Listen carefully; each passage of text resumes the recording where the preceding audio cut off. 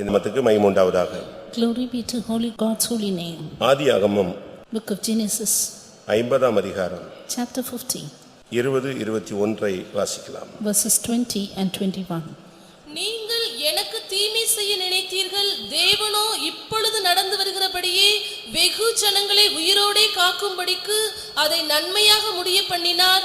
ஆதலால் பயப்படாதிருங்கள், நான் உங்களையும் உங்கள் குழந்தைகளையும் பராமரிப்பேன் என்று அவர்களுக்கு ஆறுதல் சொல்லி அவர்களோடே பட்சமாய் பேசினான். But as for you, ye thought evil against me, but God meant it unto good, to bring to pass as it is this day, to save much people alive. Now therefore fear ye not, I will nourish you and your little ones. And he comforted them and spake kindly unto them. கர்த்தருடைய பரிசுத்த நாமத்துக்கு மகிமை உண்டாவதாக. Glory be to God's holy name. இன்றைய message பராமரிக்கும் தேவன். Today's message is God who nourishes you. தேவன் பல விதங்களில் கிரியை செய்கிறதை நாம் வாழ்க்கையில பார்க்க முடியும். We in our life see God working in various ways. அவைகளில் தன்னை ஒரு விதத்தில் ஜனத்தை சபையை அவர் பராமரிக்கிற தேவன். And one of that is God nourishes his church, his people. பழைய ஏற்பாட்டிலும் சரி புதிய ஏற்பாட்டிலும் சரி தேவன் தம்முடைய ஜனத்தை நேரடியாகவும் மறைமுகமாகவும் பலரை கொண்டும் அவர் பராமரித்திருக்கிறார் என்று வேதம் சுட்டிக்காட்டுகிறது. Both in the Old Testament and the New Testament, the Bible says as to how the Lord has kept on nourishing many saints and the people of God. ஒவ்வொரு பகுதியிலும் போனவர்களும் கடைசியாக அறிக்கையிடுவது தேவன் என்னை பராமரித்தார். People who went through various paths finally confessed, God nourished me. இன்றைக்கு अनेகர் தங்களுடைய வாழ்க்கையில பராமரிப்பற்றவர்களாக, அநாதைகளாக, பிச்சைக்காரர்களாக, கைவிடப்பட்டவர்களாக பல இடங்களில் கிடப்பதை நாம் பார்க்கலாம். Today we see a variety of peoples in variety of situations in which they are forsaken, they are orphans, they are beggars. அநேகர் பாவிகளாக, துரோகிகளாக, இல்லாவிட்டால் மிகவும் கொடூரமானவர்களாக மாற்றப்பட்டதுக்கு காரணம் அவர்கள் சரியாய் பராமரிக்கப்படவில்லை. Many have turned sinners, treacherous, cruel people and even other wrong paths in their life, all because they are not nourished up in good way. இன்றைக்கு சமுதாயத்தில் குற்றவாளிகள் பெருகி இருப்பதனுடைய காரணம் அவர்கள் அதிகமாக சரியாய் பராமரிக்கப்படாததுதான். Today criminals have increased in the society just because they lack proper nourishment. ஒரு தாய் ஒரு தகப்பன் தன்னுடைய பிள்ளையை சரியாய் பராமரித்தால் அவன் ஓரளவு வளருவான், தெய்வீகமாய் மாறலாம். If a father and mother would nourish up their child well, then they would grow up in a divine way. ஒரு சபை தன்னுடைய ஜனங்களை சரியாய் பராமரித்தால் அந்த சபை மகிமையிலே போய் சேரும். A church, if it would nourish and keep its people well, they would reach the presence of God. ஆட்சியில் இருக்கிறவர்கள் தங்களுடைய தேசங்களை சரியாய் பராமரித்தால் தேசம் சேமத்தை சந்திக்கும். Those who rule, if they nourish their people well, then the land will flourish. ஆனால் நாமோ தேவனால் பராமரிக்கப்படுகிறோம். But we are nourished by God. யோபுவினுடைய வாழ்க்கையில பல பாதைகளில் அவன் கொண்டு செல்லப்பட்டவன். Job was a man who was taken through various paths in his life. வாழ்வில் எவ்வளவு ஏற்றம் உண்டோ அதை அவன் சந்தித்தான். He has met many kinds of paths in his life. எவ்வளவு தாழ்வு இருந்ததோ அதையும் அவன் சந்தித்தான். He met many ups and downs in his life. எவ்வளவு நன்மை இருந்ததோ அதையும் சந்தித்தான். Yes, he had many goodness in his life. எவ்வளவு தீமை அனுபவிக்க கூடாதோ அவ்வளவு தீமை அவன் சந்தித்தான். Enjoyed even much evil which he had not faced yet. ஆனால் இவைகளுக்கு மத்தியில அவனுடைய அறிக்கை என்ன? But amidst all these, what was his confession? யோபு 10ஆம் அதிகாரம் 12ஆம் வசனத்தில் பார்க்கும் பொழுது Job 10 and verse 12. எனக்கு ஜீவனை தந்ததும் அல்லாமல் தயவையும் எனக்கு பாராட்டினீர், உம்முடைய பராமரிப்பு என் ஆவியை காப்பாற்றினது. Thou hast granted me life and favor, and thy visitation hath preserved my spirit. Visitation இங்கே தமிழ்ல பராமரிப்பு என்று சொல்லப்பட்டிருக்கிறது. Here it is said, instead of the word visitation, thy nourishment hath preserved me. ஒரு தேவன் தன்னுடைய பிள்ளைகளை அவர் பராமரிக்கிறார். God nourishes his children. அங்கே அவன் சில காரியங்களை பேசுகிறான். And here he spoke of various முதலாவது things. நீர் எனக்கு ஜீவனை தந்தீர். Firstly, you have granted me life. இரண்டாவது எனக்கு தயவு பாராட்டினீர். Granted me favor too. மூன்றாவது எனக்கு உம்முடைய பராமரிப்பில் என்னை வைத்துக் கொண்டீர். And thirdly, kept me under thy visitation. மனித வாழ்க்கையில இந்த மூன்றும் ஒரு மனிதனுக்கு அவசியம். In human life, all the three are essential. இன்னைக்கு உலகத்தில் உள்ள எல்லாருக்கும் ஜீவன் இருக்கிறது, ஆனால் தேவனுடைய தயவு இல்லை. Everything has life in this world, but not the favor of God. எங்கே தேவனுடைய தயவு இருக்கோ அங்கே தேவனுடைய பராமரிப்பு இருக்கும்.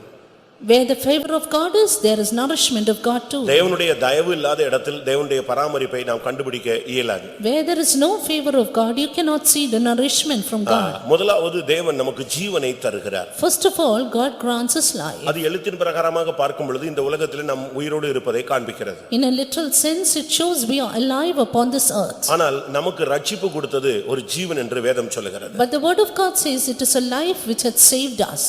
1 யோவான் 3 அதிகாரம் 14 வசனத்தை நாம் பார்க்கும் பொழுது 1 John 3:14. நாம் ஒரு மனிதன் இந்த உலகத்தில் ரட்சிக்கப்பட்டு உண்மையான அன்பை கூறுவானானால் அவன் மரணத்தை விட்டு நீங்கி ஜீவனுக்கு உட்பட்டிருக்கிறான் என்று வேதம் சொல்லுகிறது. The word of God says we have passed from death unto life because we love the brethren. எப்பொழுது ஒரு மனிதன் ஞானசானம் பெற்று பரிசுத்த ஆவி பெறுகிறானோ அப்பொழுது அவனுடைய ஜீவன் கிறிஸ்துவுடனே தேவனுக்குள் மறைந்து கொள்ளுகிறது. When a man is water baptized and receives the anointing of Holy Spirit, his life is hid with Christ in God. கொலோசியர் 3 அதிகாரம் 3-4 நாம் இதை பார்க்க முடியும். Colossians 3 verses 3 and 4 we see this. அதுக்கு பின்பு அவனுக்கு இயேசுதான் ஜீவனாக மாறுகிறார். After that, Christ himself becomes his life. இதிலிருந்து நாம் என்ன விளங்கிக் கொள்கிறோம்? From this what do we understand? ஜீவன், பரிபூர்ண ஜீவன், அழியாத ஜீவன், இப்படிப்பட்ட வார்த்தைகளை நாம் வேதத்திலே பார்க்க இயலும். We can see words in the Bible which refer saying life, abundant life, imperishable life. உலகத்தில் உள்ள மனிதனுக்கு கொடுக்கப்பட்டது சாதாரண ஜீவன், உயிர். What is given to the people of this world is ordinary life. அது இருக்கும், எப்போ போகும்னாலும் போய்டும். It will be in them, and when it has to leave, it will leave. ஆனால் நமக்கு கொடுக்கப்பட்ட ஜீவன் அப்படிப்பட்டது அல்ல. But the life granted to us is not that. இந்த உலகத்திலேயே நாம் மரணத்துக்கு நீங்கி ஜீவனுக்கு உட்பட்ட ஒரு அடுத்த கட்ட வாழ்க்கைக்கு நம்மை தேவன் கொண்டு வருகிறார். While in this world itself the Lord has passed us from death unto life, the next stage. இந்த ஜீவன் கிறிஸ்துவுக்குள்ளே மறைத்துக் கொள்ளுகிறார். In this life we are hid with Christ in God. இங்கே யோபு சொல்லுகிறார், எனக்கு அவர் ஜீவனை தந்ததும் அல்லாமல் Job says he had granted not only life to me, எனக்கு தயவையும் பாராட்டினீர். he had granted favor to me. இந்த அறிக்கை எத்தனை பேருக்கு நம்ம செய்ய இயலும்? How many of us have this confession? இந்த உலக வாழ்க்கையில நமக்கு தயவு கிடைத்திருக்கிறது என்பதுதான் உண்மை. It is true, we have received favor in this worldly life. ஆண்டவருடைய கண்கள்ல ஒரு மனுஷனுக்கு தயவு கிடைச்சதனால தான் ஒரு மனுஷன் உயிரோடு இருக்க முடியும். It is because a man has received favor in the sight of God, he can be alive. இன்னைக்கு விசுவாசிகள் கூட अनेகர் தேவனுடைய தயவு இல்லாமல் இருக்கிறார்கள். Even today many believers are without the favor of God. अनेக ஊழியர்கள் கூட தேவனுடைய தயவை இழந்தவர்களாக இருக்கிறார்கள். Even many servants of God have lost God's favor. தேவனுடைய தயவு அது ஒரு வித்தியாசமான ஒரு மேன்மையான ஒரு அனுபவத்துக்குள்ள ஒரு மனுஷனை கொண்டு போகக்கூடிய சக்தி உள்ளது. God's favor has so much power to lead man into a different dynamic way. நம்முடைய சபையில நீங்க பாத்தீங்கன்னு சொன்னா, If you look into our church, ஒரு சிலர்ல தேவன் கண்டிப்பு காட்டுகிறார், ஒரு சிலர்ல தயவு காட்டுகிறார். to some God is very favorable, to others he is very strict. பார்வோனிடத்தில் கடினமாய் இருந்த தேவன் இஸ்ரவேல் ஜனங்களிடத்தில் இரக்கமாய் இருந்தார். God who was hard with Pharaoh was favorable with Israel. நம்மில தயவா இருக்கிறார், நம்மிலிருந்து பின்மாறி போனவர்களிடத்தில் கண்டிப்பா இருக்கிறார். He is favorable with us, but he is hard to the ones who are backslidden. ரோமர் 11:22 பார்க்கும் பொழுது Romans 11:22 we see. ஆகையால் தேவனுடைய தயவையும் கண்டிப்பையும் பார், விழுந்தவர்களிடத்திலே கண்டிப்பையும் உன்னிடத்திலே தயவையும் காண்பித்தார். எப்படி? Behold therefore the goodness and severity of God on them which fell severity, but toward thee goodness, if thou continue in his goodness, otherwise thou hast. ஒரு மனுஷனிடத்தில் கண்டிப்பு, ஒரு மனுஷனிடத்தில் தயவு. He is severe on one person, favorable to the other. இந்த தயவு இருந்தா பல காரியங்கள் இருக்கு, 3 காரியங்கள் நம்முடைய வாழ்க்கையில கிடைக்கும். If we have the favor of God, we can mean 3 things in our life. இன்னைக்கு நம்மில் எத்தனை பேருக்கு தேவனுடைய தயவு இருக்குங்கிறதை இப்ப நம்ம கண்டுபிடிச்சிடலாம். Now we can find out as to how many of us have favor in the sight of God. ஒன்று, இந்த தயவு இருந்தா நீ செல்வமான ஒரு வாழ்க்கை இந்த பூமியில வாழ முடியும். One, if you have favor of God, you can have a wealthy life in this world. இரண்டாவது, இந்த தயவு இருந்தா உன்னுடைய வாழ்வு நீடிய வாழ்வா இருக்கும். Secondly, if you have the favor, then you will have long இந்த life. தயவு உனக்குள் நீடித்திருந்தால் நீ எருசலேமுக்கு சீயோனுக்கு வந்து சேருவாய். If God's favor continues, you will reach Jerusalem and Zion. இந்த தயவை வச்சே உன்னுடைய தொடக்கம், வளர்ச்சி, நிறைவு மூணையுமே கண்டுபிடிச்சிடலாம். With this God's favor, you can find your life's beginning, your growth and your end. அதனால தான் ஒரு மனுஷனுக்கு தேவனுடைய தயவு தேவை. That is why a man needs God's favor. மனுஷ தயவு ஒரு பகுதி தேவைதான், ஆனால் அது ஒரு பூர்ணத்தை கொண்டு வராது. இந்த உலகத்துல சில காரியங்களை சாதிக்க நமக்கு உதவும். Human favor is needed. It will not take us to perfection, but it will help us to achieve certain things in this world. இயேசு கிறிஸ்து இந்த உலகத்துல மனுஷ தயவில் விருத்தி அடைந்தார் என்று வேதம் சொல்லுகிறது. The word of God says Jesus Christ grew in the favor with men. man. லூக்கா 2ஆம் அதிகாரம் 52ஆம் வசனத்திலே நீங்கள் அதை பார்க்கலாம். Luke 2:52 we see that. இயேசுவானவர் ஞானத்திலும் வளர்த்தியிலும் தேவ கிருபையிலும் மனுஷர் தயவிலும் அதிகமாய் விருத்தி அடைந்தார். And Jesus increased in wisdom and stature and in favor with God and man. இங்கே பாருங்க, மனுஷ தயவு அவருக்கு தேவைப்பட்டது. Here he needed the favor with man. ஆனால் நான் அந்த தயவை இப்பொழுது சுட்டி காட்டுகிறது இல்லை. I am not pointing out to that favor. தேவ தயவு இருந்தா எல்லா தயவும் சேர்ந்து கூட வந்துகிட்டே இருக்கும். If God's favor is there, everything will be added to us. தேவனுடைய தயவு இல்லைன்னு சொன்னா ஒண்ணுமே நம்ம கூட வராது. If God's favor is not, then nothing will come into us. நான் போன வாரம் கூட இங்கே சொன்னேன். Last week I told. அதாவது ஒரு வீட்டு வாசல்ல 3 பேர் நின்னுட்டு இருந்தாங்க. There were 3 people standing at the doorstep. ஒன்று ஆசீர்வாதம், one blessing, ஒன்று ஜெயம், other victory, மற்றொன்று கருணை, தயவு, கிருபை. the other favor or grace. அப்ப அந்த வீட்டுக்காரம்மா வந்து வெளியே எட்டி பார்த்துச்சு. The woman of that house, she went peeped out.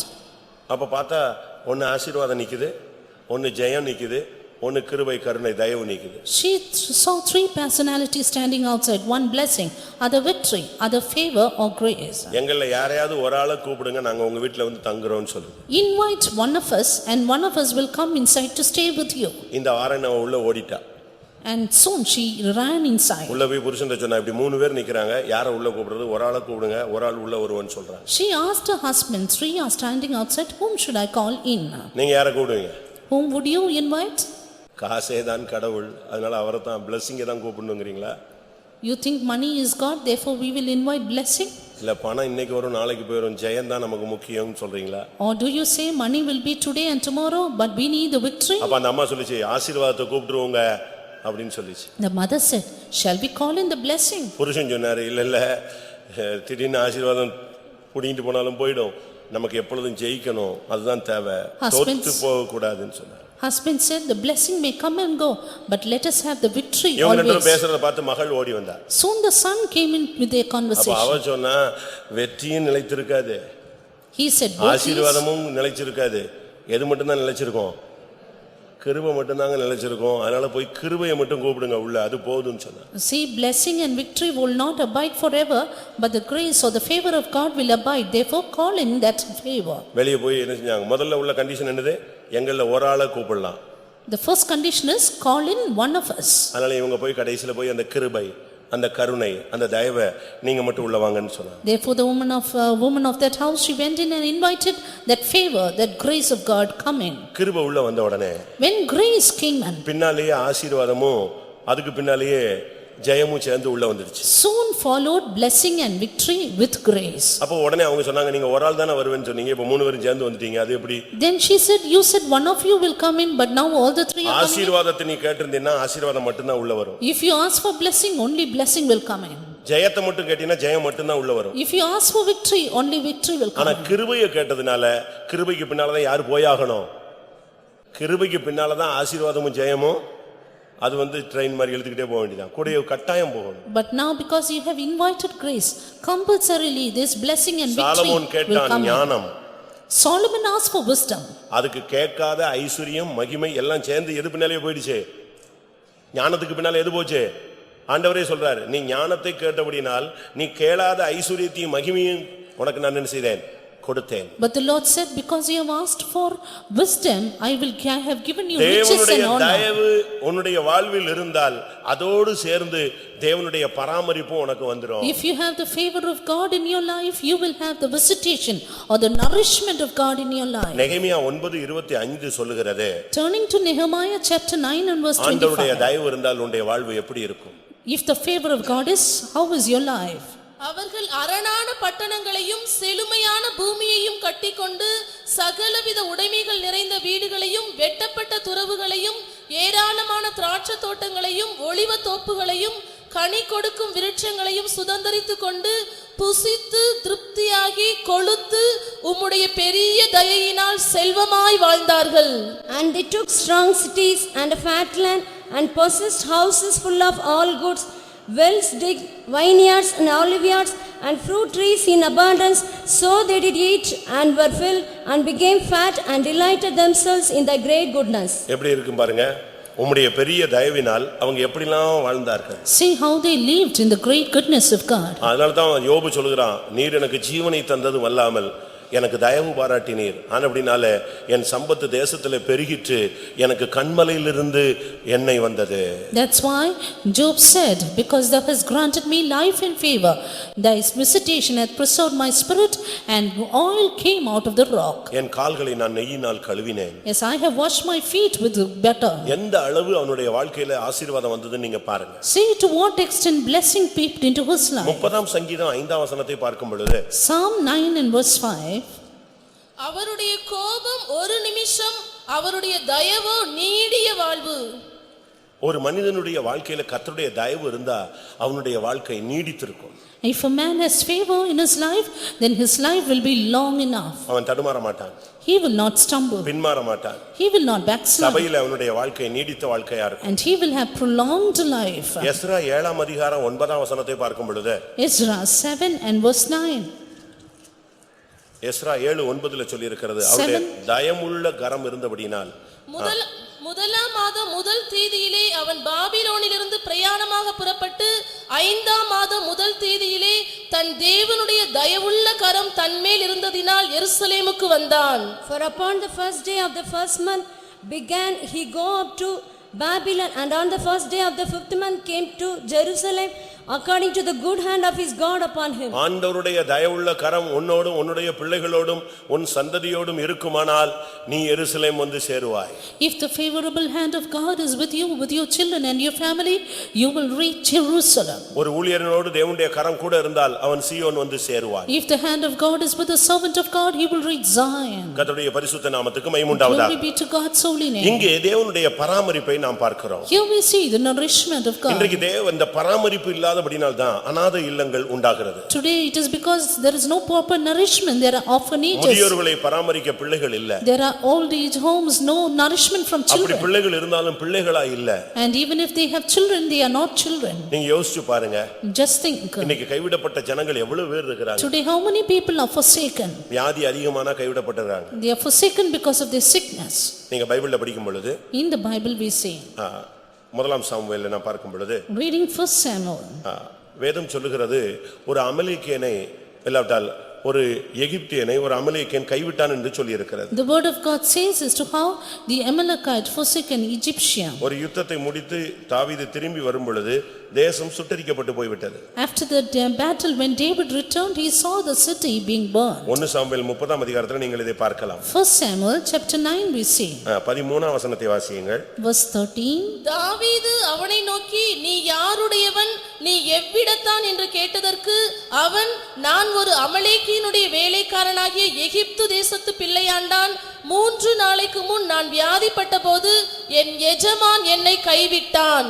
And David said unto him, To whom belongest thou, and whence art thou? And he said, I am a young man of Egypt, servant to an Amalekite, and my master left me because 3 days ago I fell sick. எப்படி? நான் வியாதிப்பட்டேன், என் எஜமான் என்னை கைவிட்டான். 30 and 13, I was sick and my master forsaken me.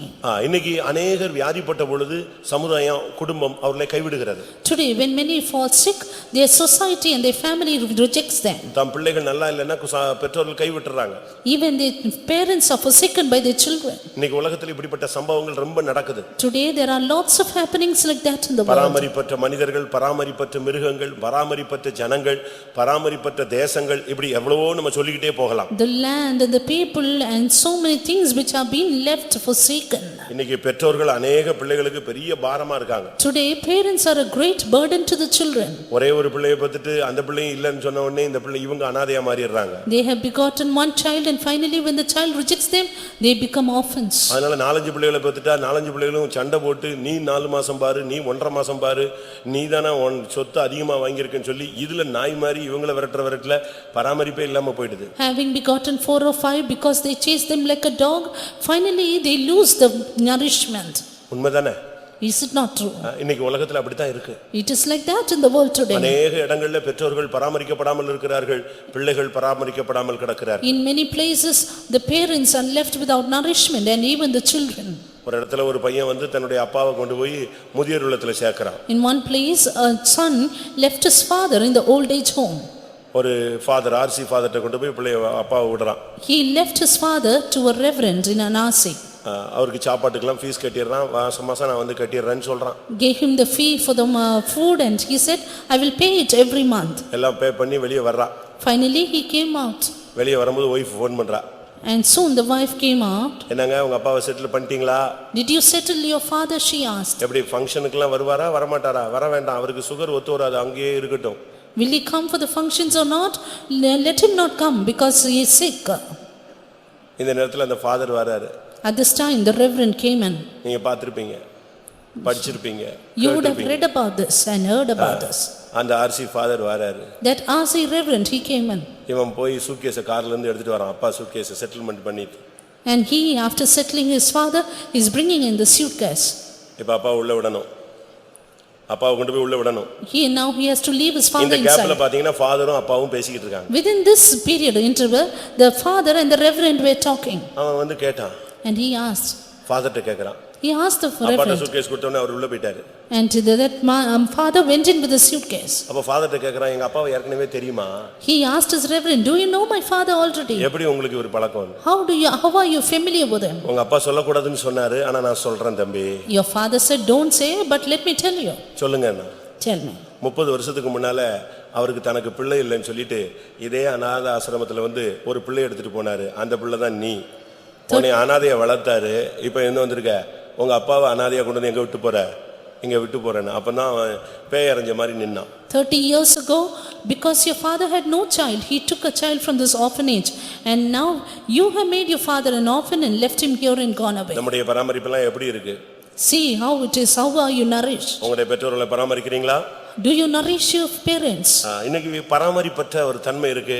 நீங்க பயப்படாதீங்க, கர்த்தர் உங்களை பராமரிப்பார். அதுதான் இன்னைக்கு சொல்ல வர்றாரு. Today there is a stage when people are forsaken, but fear not, God is there to nourish. ஆதியாகமம் 50:21 நாம் வாசித்த அந்த வேத பகுதி சகோதரர்கள் ஒரு பயத்துல இருந்த ஒரு சூழ்நிலையில ஒரு வார்த்தை வருகிறது. That part of the portion we read in Genesis 50:21, there is a word to the brethren who feared. ஆதியாகமம் 50:21 அவன் சொல்றான், நான் உங்களை பராமரிப்பேன். And here in 21 he says, I'll nourish you.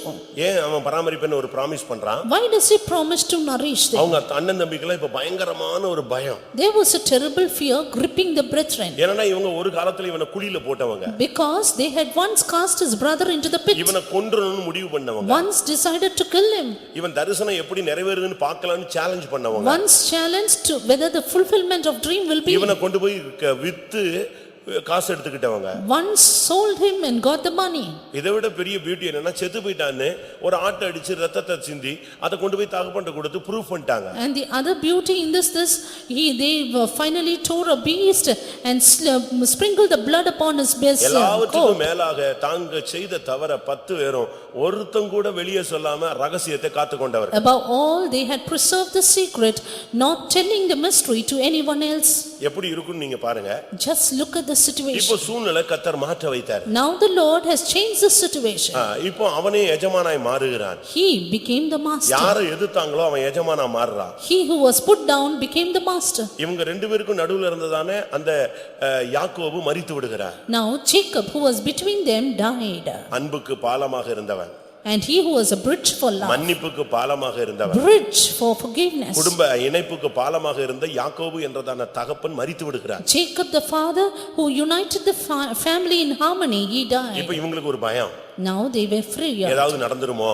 Whether anything will happen. பழி வாங்கிடுவானோ? Whether they will take the revenge. நம்ம சந்ததியை இல்லாம ஆக்கிடுவானோ? Whether he will make us childless. இது மனிதனுக்குள்ளே வரக்கூடிய இயல்பான ஒரு பயம். Yes, this is a natural, a casual fear among men. அப்படி ஒரு நெருக்கமான சூழ்நிலையில அவர்கள் போனபோது, And when they went in through the constraining situation, நேரடியாக வந்து அவன்கிட்ட பேசுறதுக்கு அவங்களுக்கு தைரியம் இல்ல. and they had no boldness to come and straightforward speak. ஆனா அப்படினால என்ன செஞ்சாங்க? Therefore what did they do? ஒரு குறிக்கப்பட்ட ஆளை கூப்பிட்டு They called a messenger. அவங்க அவன்கிட்ட ஆளை அனுப்புனாங்க. and sent word with him.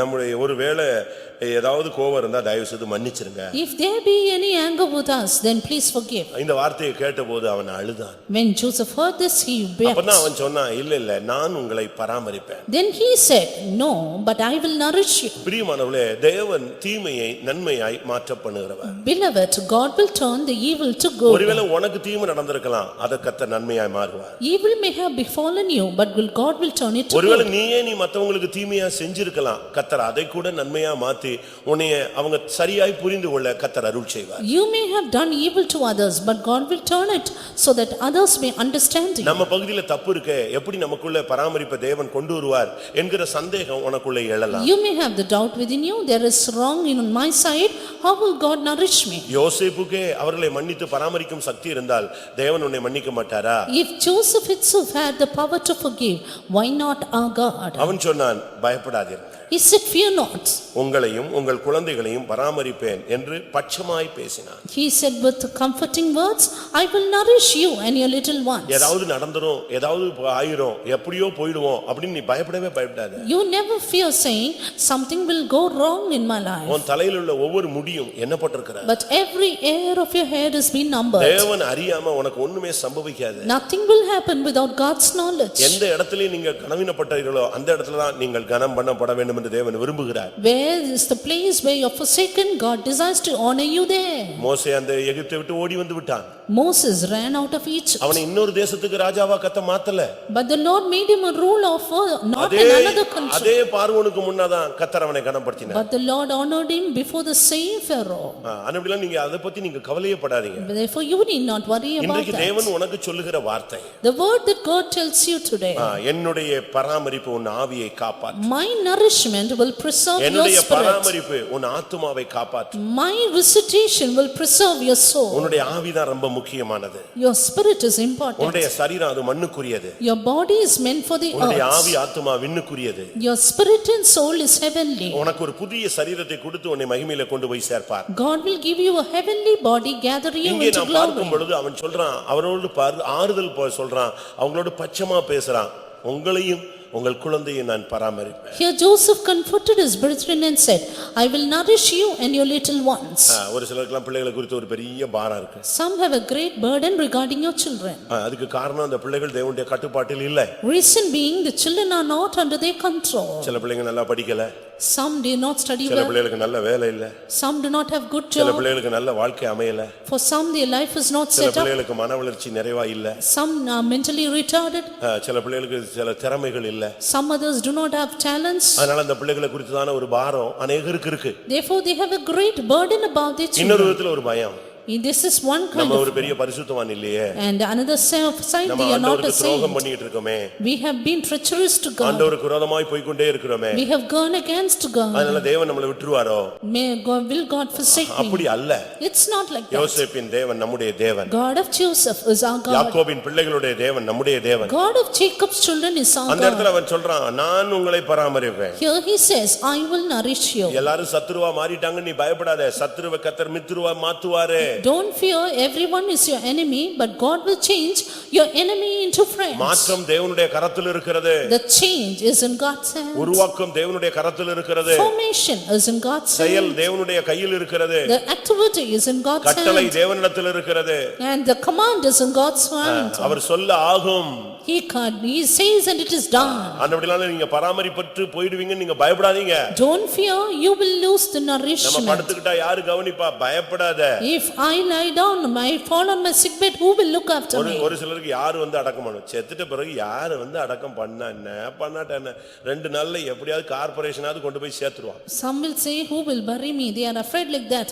But after you die, whoever may look after your body, God will look to it. கவலை, செத்துட்டா அப்பா கல்லறையை ஒட்டி கொண்டு போய் அப்படி அப்பா கூடயே சேர்த்துறணும். அங்க அப்பா நாரி போய் கிடக்குறாரு, நீ சேர்ந்து நான் உள்ள போறியா? Some are worried saying, after I die, take me to my father's sepulcher. Father is already gone. நம்ம விசுவாசிகளும் கூட எங்க அம்மா கல்லறையோட ஒட்டி வச்சிருங்க, என் மனைவியினுடைய கல்லறையை ஒட்டி வச்சிருங்க எல்லாம் சொல்றாங்க. இது எல்லாமே ட்ரெடிஷன்.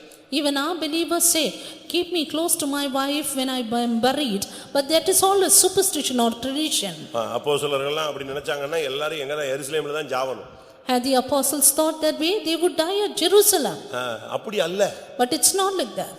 ஆண்டவருடைய பராமரிப்புல இருந்தா போதும், எங்கேயாவது வச்சு அழகா உன் ஆவியை காப்பாத்தி பரலோகத்துக்கு கொண்டு போயிடுவார். If you are just under God's nourishment, God will preserve your spirit and take you to எதை heaven. பத்தி நீங்க பாரப்பட வேண்டிய அவசியமே Do கிடையாது. not be burdened about anything. ஆனா நீ தேவனுடைய பராமரிப்புல இருக்க வேண்டும். But you need to be under God's nourishment. தேவனுடைய பராமரிப்புல இருந்தீனா உனக்கு ஒண்ணும் குறைவு விடாது. If you are under God's nourishment, you will lack nothing. நீ தேவனுடைய பராமரிப்பை விடும் பொழுதுதான் நீ கைவிடப்பட்ட ஒரு சூழ்நிலைக்கு தள்ளப்படுவாய். But when you are out of God's nourishment, you are forsaken. ஒரு அம்மா திடீர்னு செத்துட்டாங்க.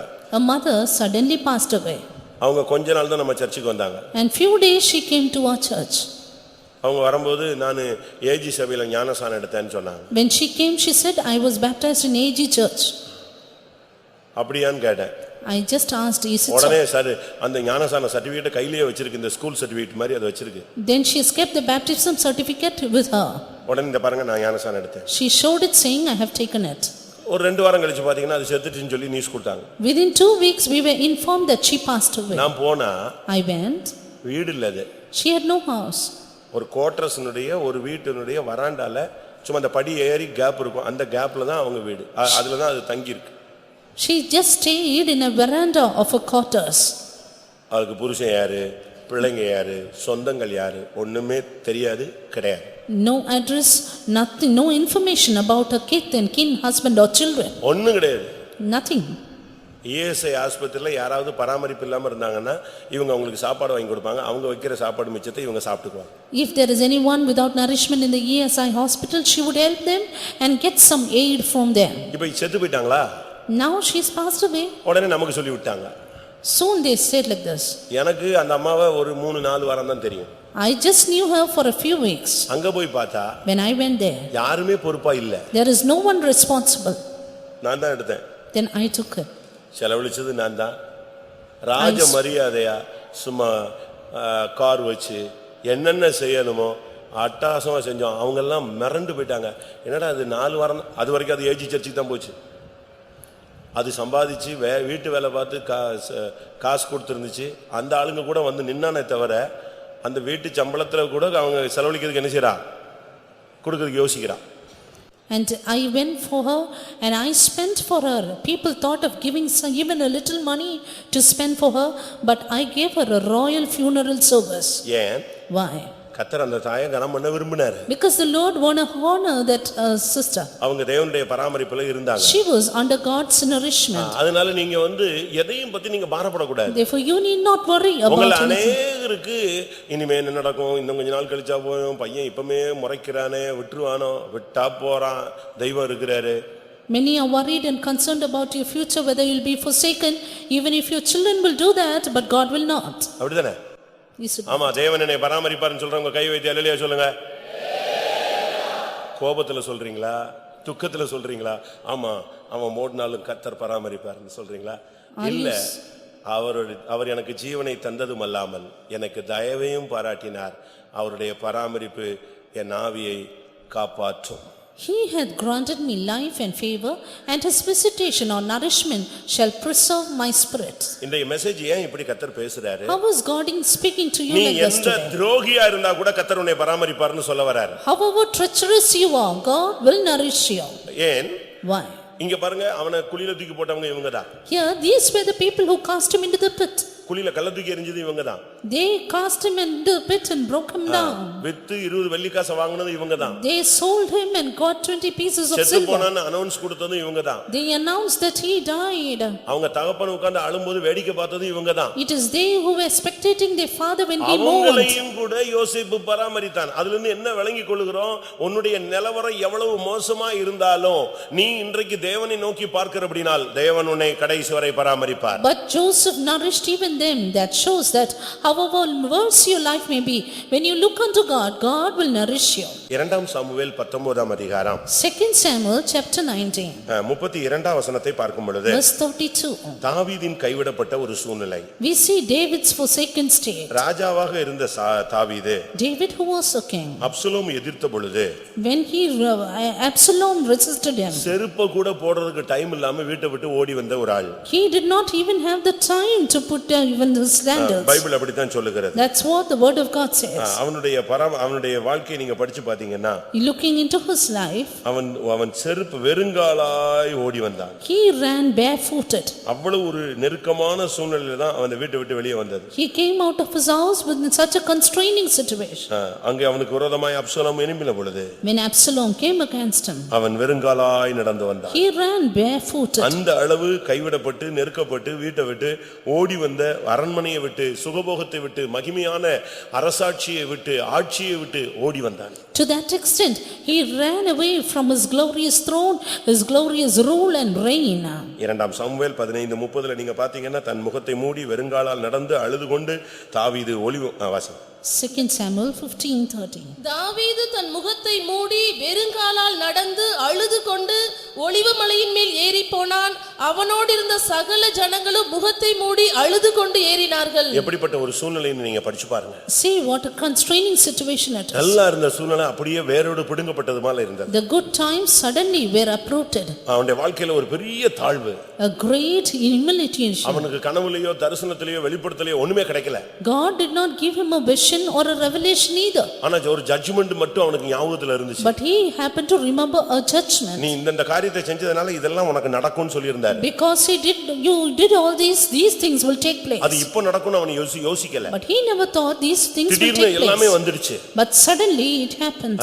ஒரு செகண்ட்ல செருப்பு போடுறது கூட நேரம் இல்லாம வீட்டை விட்டு ஓடியே போயிட்டான். In a second he walked away barefooted. ரோடெல்லாம் அழுதான், மலையெல்லாம் அழுதான். அவனுக்கு என்ன பண்ணணும்னு தெரியல, முகத்தை மூடிட்டு அழுதுட்டே போனான். He walked away covering his face all the way barefooted and weeping. ஒரு மனிதனுடைய நிலவரம் எப்படி மாற்றப்படுகிறது என்பதை சிந்தித்து பாருங்க. Look how the situation of a man suddenly changes. இப்போ அவனால ஒண்ணுமே பண்ண முடியாது. Now he could not do anything. கையில சாப்பாட்டுக்கு ஒண்ணும் கிடையாது. Had nothing for his foodstuff. எங்க போய் என்ன வாங்கி எங்க சாப்பிடுறது? What shall he go do for his food? அடுத்து என்ன நடக்கும்னு தெரியாது. Do not know what will happen next. இதே போன்ற ஒரு சூழ்நிலை யாக்கோபுக்கு வந்ததாக பைபிள்ல சொல்லி இருக்கு. And it said in the Bible Jacob had such a situation. யாக்கோபு தன் தகப்பனை ஏமாற்றி ஆசீர்வாதத்தை வாங்கின பொழுது, Jacob supplanted his father, got the blessing. ஏசா அவனை கொல்ல எத்தனித்தான். And Esau wanted to kill him. அதனால தாயும் தகப்பனும் அவனை அனுப்பி விட்டார். Therefore his father and mother sent him away. History என்ன சொல்லுகிறது? What does the history say? அவன் போகும் பொழுது அவனுடைய தாய், When he went, his mother, எங்க அண்ணன் வீட்டுக்கு நீ போய் சேர்ந்துரு. she said, go to my elder brother's house. அது வரைக்கும் உனக்கு தேவைக்கெல்லாம் நான் எல்லாம் தர்றேன். Until then I will give you the providence. ஒரு ஒட்டகம் முழுசும் அவனுக்கு பொருள் ஏத்துனா. A camel full of stuffs. ஒரு கோவேறு கழுதை முழுசும் பொருள் ஏத்துனா. And a thing full of stuffs for his life. வழியெல்லாம் நீ சாப்பிட்டுக்க. You go eat all the அங்க way. போய் இத கூடு. And you go there and உன்னை give நல்லா it. கனம் பண்ணி வெச்சுக்குவான் எங்க And அண்ணன். they will honor and keep you. எல்லாம் சொல்லி தான் அனுப்புனா. And he was sent away. History அப்படி சொல்லுகிறது. The history says this. இப்போ என்ன நடந்தது? Now what happened? இத வந்து ஏசாட்ட சொல்லிட்டாங்க. He said it to Esau. அங்க பாரு, அந்த போறான் பாரு உன் தம்பி. See, it was said to him that your brother is going there. ஒரு ஒட்டகம் முழுசும் பொருள் போகுது. A camel full of stuffs. ஒரு கோவேறு கழுதை முழுசும் பொருள் போகுது. One ass full of stuffs. உடனே அவனுக்கு டென்ஷன் ஆயிட்டான். Soon Esau was in tension. விரட்டி போனான். He said, let us chase him. விரட்டி போன உடனே இவன் இறங்கி ஓடியே போயிட்டான். When he pursued, he ran away. அவன் அந்த ஒட்டகம், அந்த கழுதை, கோவேறு கழுதை ரெண்டையும் ஃபுல் பொருளோட வீட்டுக்கு எடுத்துட்டு வந்தான். And his camel and his ass returned with all its stuff. ஒண்ணுமே கிடையாது. Nothing with him. அதனாலதான் வேற வழியே இல்லாம ஒரு கல்லை வச்சு தலைக்கு பதிலா எதை வச்சுக்கிட்டான்? ஒரு கல்லை வச்சிட்டு படுத்து கிடந்தான். Therefore with no other way he had a stone for his pillow to sleep. அவனே அநாதையாய் கிடந்த அவனை கர்த்தர் பராமரிச்சாரா இல்லையா? He who was orphaned, did God nourish him or not? அவன் ஏமாத்துக்காரன் தான். கர்த்தர் அவனை பராமரிச்சாரா இல்லையா? He was a supplanter, did God nourish him or not? உன்னை அழைத்தவர் உண்மையுள்ளவர். ஆனபடியால் உன்னுடைய வாழ்க்கையில பல தோல்விகள் வந்தாலும் தன்னுடைய பராமரிப்பை விட்டு உன்னை நீக்குவதில்லை. God who called you is faithful. Though there are weaknesses in your life, he will not refrain from nourishing you. ஒரு நிர்பந்தமான நிலவரத்தில் இவன் வந்தான். He was in a miserable state. 1 Samuel 19:32. 2 Samuel 19:32. பர்சிலா 80 வயது சென்ற கிழவனாய் இருந்தான். ராஜா மக்னாயிமிலே தங்கியிருக்கும் மட்டும் அவனை பராமரித்து வந்தான். அவன் மகா பெரிய மனுஷனாய் இருந்தான். Now Barsilla was a very aged man, even 80 years old, and he had provided the king of sustenance while he lay at Mahanaim, for he was a very great man. தாவீது மக்னாயிமில் இருக்கும் மட்டும் அவனை ஒரு மனுஷனை வச்சு தெய்வம் பராமரிச்சார். Until David was in Mahanaim, he was provided by a man. பர்சிலாய் என்கிற ஒரு மனுஷனை வச்சு அந்த காட்டுல அந்த வனாந்தரத்துல அருமையாய் அவனை பராமரித்தார். In that wilderness, in that forest, he was beautifully nourished by man Barzillai. உன்னுடைய வாழ்க்கை சில நேரங்கள்ல வனாந்தரம் போல இருக்கலாம். Yes, there may be times when God is with you in your ஆனா life. பைபிள் சொல்லுகிறது சிங்க குட்டிகள் பட்டினியாய் தாழ்ச்சியாய் இருக்கும், கர்த்தரை தேடுகிறவர்களுக்கு ஒரு நன்மையும் குறைவு விடாது. The Bible says the young ones may lack and suffer hunger, but they that seek the Lord shall not want any good கர்த்தர் thing. எப்படி பராமரிச்சார் தெரியுமா? You know how God nourished இந்த him. பர்சிலாய் பராமரிச்சான்னு சொன்னா எப்படி பராமரிச்சான்? How did Barzillai nourish him? நான் தேவனுடைய பராமரிப்பை உங்களுக்கு முன்பாக வைக்க விரும்புகிறேன். I want to keep the nourishment of God ஒரு before you. சாதாரண பராமரிப்பு கிடையாது. It was no ordinary nourishment. 2 Samuel 17 28 29. 2 Samuel 17, 28, 29. மெத்தைகளையும் களங்களையும் மண்பாண்டங்களையும் கோதுமையையும் வார்கோதுமையையும் மாவையும் வறுத்த பயற்றையும் பெரும் பயற்றையும் சிறு பயற்றையும் வறுத்த சிறு பயற்றையும் தேனையும் வெண்ணெயையும் ஆடுகளையும் பால் கட்டிகளையும் தாவீதுக்கும் அவனோடு இருந்த ஜனங்களுக்கும் சாப்பிடுவதற்கு கொண்டு வந்தார்கள். அந்த ஜனங்கள் வனாந்தரத்திலே பசியும் இளைப்பும் தவணமுமாய் இருப்பார்கள் என்று இப்படி செய்தார்கள். எப்படி தேவன் எப்படி பராமரிக்கிறார் பாருங்க. See how God nourished him. அவர் சிலுவையில தொங்கினாலும் சரி, நீ சிலுவையில தொங்க கூடாது. அவர் ரத்தம் சிந்தினாலும் சரி, நீ ரத்தம் சிந்திர கூடாது. உன்னை அழகா ட்ரெஸ் பண்ண வச்சு, உனக்கு அழகா வீடு கொடுத்து, உனக்கு மெத்த கொடுத்து, ஸ்ப்ரிங் கட்ல கொடுத்து கொண்டு வராரு. அருமையான கார்ல உன்னை சர்வீஸ் கொண்டு வராரு. ஆனா நீ தான் கரெக்ட் இடத்துக்கு வர மாட்டேங்கிற. He is such a great God who is nourishing you. Even though he is crucified, you should not get onto the cross. Even though he is shedding blood, you should not shed blood. But he gives all kinds of sustenance that he may beautifully keep you up. தன்னுடைய சொந்த பையன் இப்படி வந்துட்டானேன்னு சொல்லி ஒரு பொருள் எடுக்க முடியாம, சாப்பாட்டு கூட ஒண்ணு எடுக்க முடியாம, செருப்பு போட முடியாத அவசரத்துல வீட்டை விட்டு ஓடி வந்ததான தாவீத அந்த வனாந்தரத்துல அந்த முள்ளு காட்டுல தண்ணி இல்லாத இடத்துல அருமையா மெத்த கொடுத்து, தேன் கொடுத்து, அழகா பால் கட்டி கொடுத்து, வெண்ணெய் கொடுத்து, எவ்வளவு அருமையாய் தெய்வம் தன்னுடைய பிள்ளையை போஷிச்சார். This David who fled away from his house because his own son came against him, he who ran away barefooted and weeping all the way with no footstep, the Lord nourished him beautifully with honey and butter and brought beds and basins. நான் வறுமையில இருந்தேன், தரத்தரத்துல இருந்தேன், சாப்பாட்டுக்கு வழி இல்லாம இருந்தேன், எங்கேயோ சுத்திக்கிட்டு இருந்தேன். கர்த்தர் என்னை ஆசீர்வதிச்சிருக்கிறாரு, இன்னைக்கு தூக்கி கொண்டு வந்து என்னை நல்லா வச்சிருக்கிறாருன்னு சொல்றவங்க கை வைத்துங்க பார்க்கலாம். All those who can say I hungered. ரொம்ப லோல இருந்து ஏற்றப்பட்டவங்க மட்டும் சொல்லுங்க. ஒரு சிலர் பிறக்கும் போதே கஷ்டமே தெரியல, அப்படி பிறக்கும் போதே கார்ல பிறந்த கேஸ்லாம் இருக்கு. அந்த அவங்கெல்லாம் கை வைத்து சொல்லல. டவுன்ல இருந்து ஏறினவங்க மட்டும் கை வைத்து ஒரு அல்லேலூயா சொல்லுங்க. அப்ப இந்த தேவன் உன்னை விட்டுருவாரா? Will this God forsake you? எனக்கு ஆச்சரியமா இருக்கும். அந்த காட்டுக்குள்ளேயும் ஒரு பரிசலாவை வச்சு, அந்த காட்டுக்குள்ளே இவனை மெத்தையில படுக்க வச்சு, ஐயோ பிள்ளை வந்து அரண்மனையில எப்படி இருந்தான், இன்னைக்கு இப்படி ஆயிட்டானேன்னு சொல்லி அவனுக்கு மெத்த கொடுத்து, அவனுக்கு வெண்ணெய் கொடுத்து, அவனுக்கு தேன் கொடுத்து, ஐயோ பசி ஆயிடுவானோ, கஷ்டப்பட்டுருவானோ. பாருங்க, அந்த தாய் தகப்பனை விட கரிசனையா தேவன் ஒருத்தனை வச்சு செஞ்சாரு. See how God nourished David more than his father and mother, so much that because he left his palace and he was found lonely, and the Lord gave him everything he needed. நீங்க உங்கள எத்தனை பேர் இப்படி இருப்பீங்க? How many of you have felt this? நம்ம பிள்ளைகளுக்கு கஷ்டமே வரக்கூடாதுன்னு அப்படியே பிறந்ததுல இருந்து அப்படியே வளர்த்துட்டு வரோம். அது உங்களை ஒரு டைம் வரும்போது டப்புன்னு எட்டி உதைச்சிட்டு போயிட்டே இருக்கு. We think we should give no difficulty to our children at all, they should not suffer at all, but finally they kick at you and go away. ஒருத்தர் சொன்னார், நான் தான் ரொம்ப கஷ்டப்பட்டேன், அதனால என் பிள்ளைகளுக்கு கஷ்டமே தெரியக்கூடாதுன்னு வளர்த்திருக்கேன். One man said, I suffered a lot in my life, but I have grown up my child, he should know no suffering. That is the mistake. அங்கதான் தவறு நடந்துருச்சு. That is where you gone wrong. பிதாவுக்கு சமமா இருந்தவரை தேவன் எப்படி practice கொடுத்தாரு? இன்னும் டாப்ல ஏத்தி உட்கார வைக்கல, மனுஷர் சாயலாக அடிமையின் ரூபம் எடுத்து சிலுவையை சுமக்க வச்சிட்டு தான் திருப்பி கொண்டு வந்தார். He who was equal with God, Father did not lift him up even more, but he brought him to the likeness of man, took the form of a servant and then exalted him. போன வாரம் நீங்க யாராவது paper படிச்சீங்கன்னா, Last week had you read the newspaper? ஒரு பெரிய கோடீஸ்வரன், A big policeman, ஒரு பெரிய கோடீஸ்வரன், a big multimillionaire. அவனுக்கு 6000 கோடிக்கு சொத்து இருக்கு. He had 6,000 crores of property. அவன் போனஸ் தன்னுடைய கம்பெனில உள்ளவங்களுக்கு 231 car கொடுத்திருக்கான். And to as a bonus to one in the company he had given so many cars. 231 car கொடுத்திருக்கான். 430 flats கொடுத்திருக்கான் ஃப்ரீயா தன்னுடைய கம்பெனில வேலை செய்யறது. 231 cars and 430 flats to in free for those who work at his. ஒரே பையன். Just one boy. ஃபாரின்ல படிச்சிட்டு வந்தான். Had only child who was educated in foreign. அவனை கூப்பிட்டு He called him and said, கம்பெனில நீ இப்போ இன்சார்ஜா உட்காரணும்னா நான் உனக்கு ஒரு ரூட்ல ஒரு செக் வைக்கிறேன்னு சொன்னான். if you sit as a one to manage the company, then I will help you in one route. நீ லண்டன்ல போய் MCA MBA எல்லாம் முடிச்சிட்டு வந்துட்ட, கரெக்ட் தான். You have a good education done in your foreign country, it's good. But நீ உட்கார்றதுக்கு முன்னால உனக்கு நான் சில காரியத்துல உன்னை பயிற்சி வைக்கணும்னு ஆசைப்படுறேன். But even before you want to sit in a position, I want to practice you. 7000 ரூபாய் வச்சுக்க. Just keep 7,000. ஒரு இடத்துல ஒரு வாரம் தான் நீ வேலை செய்யணும். You have to work in a place for 1 week.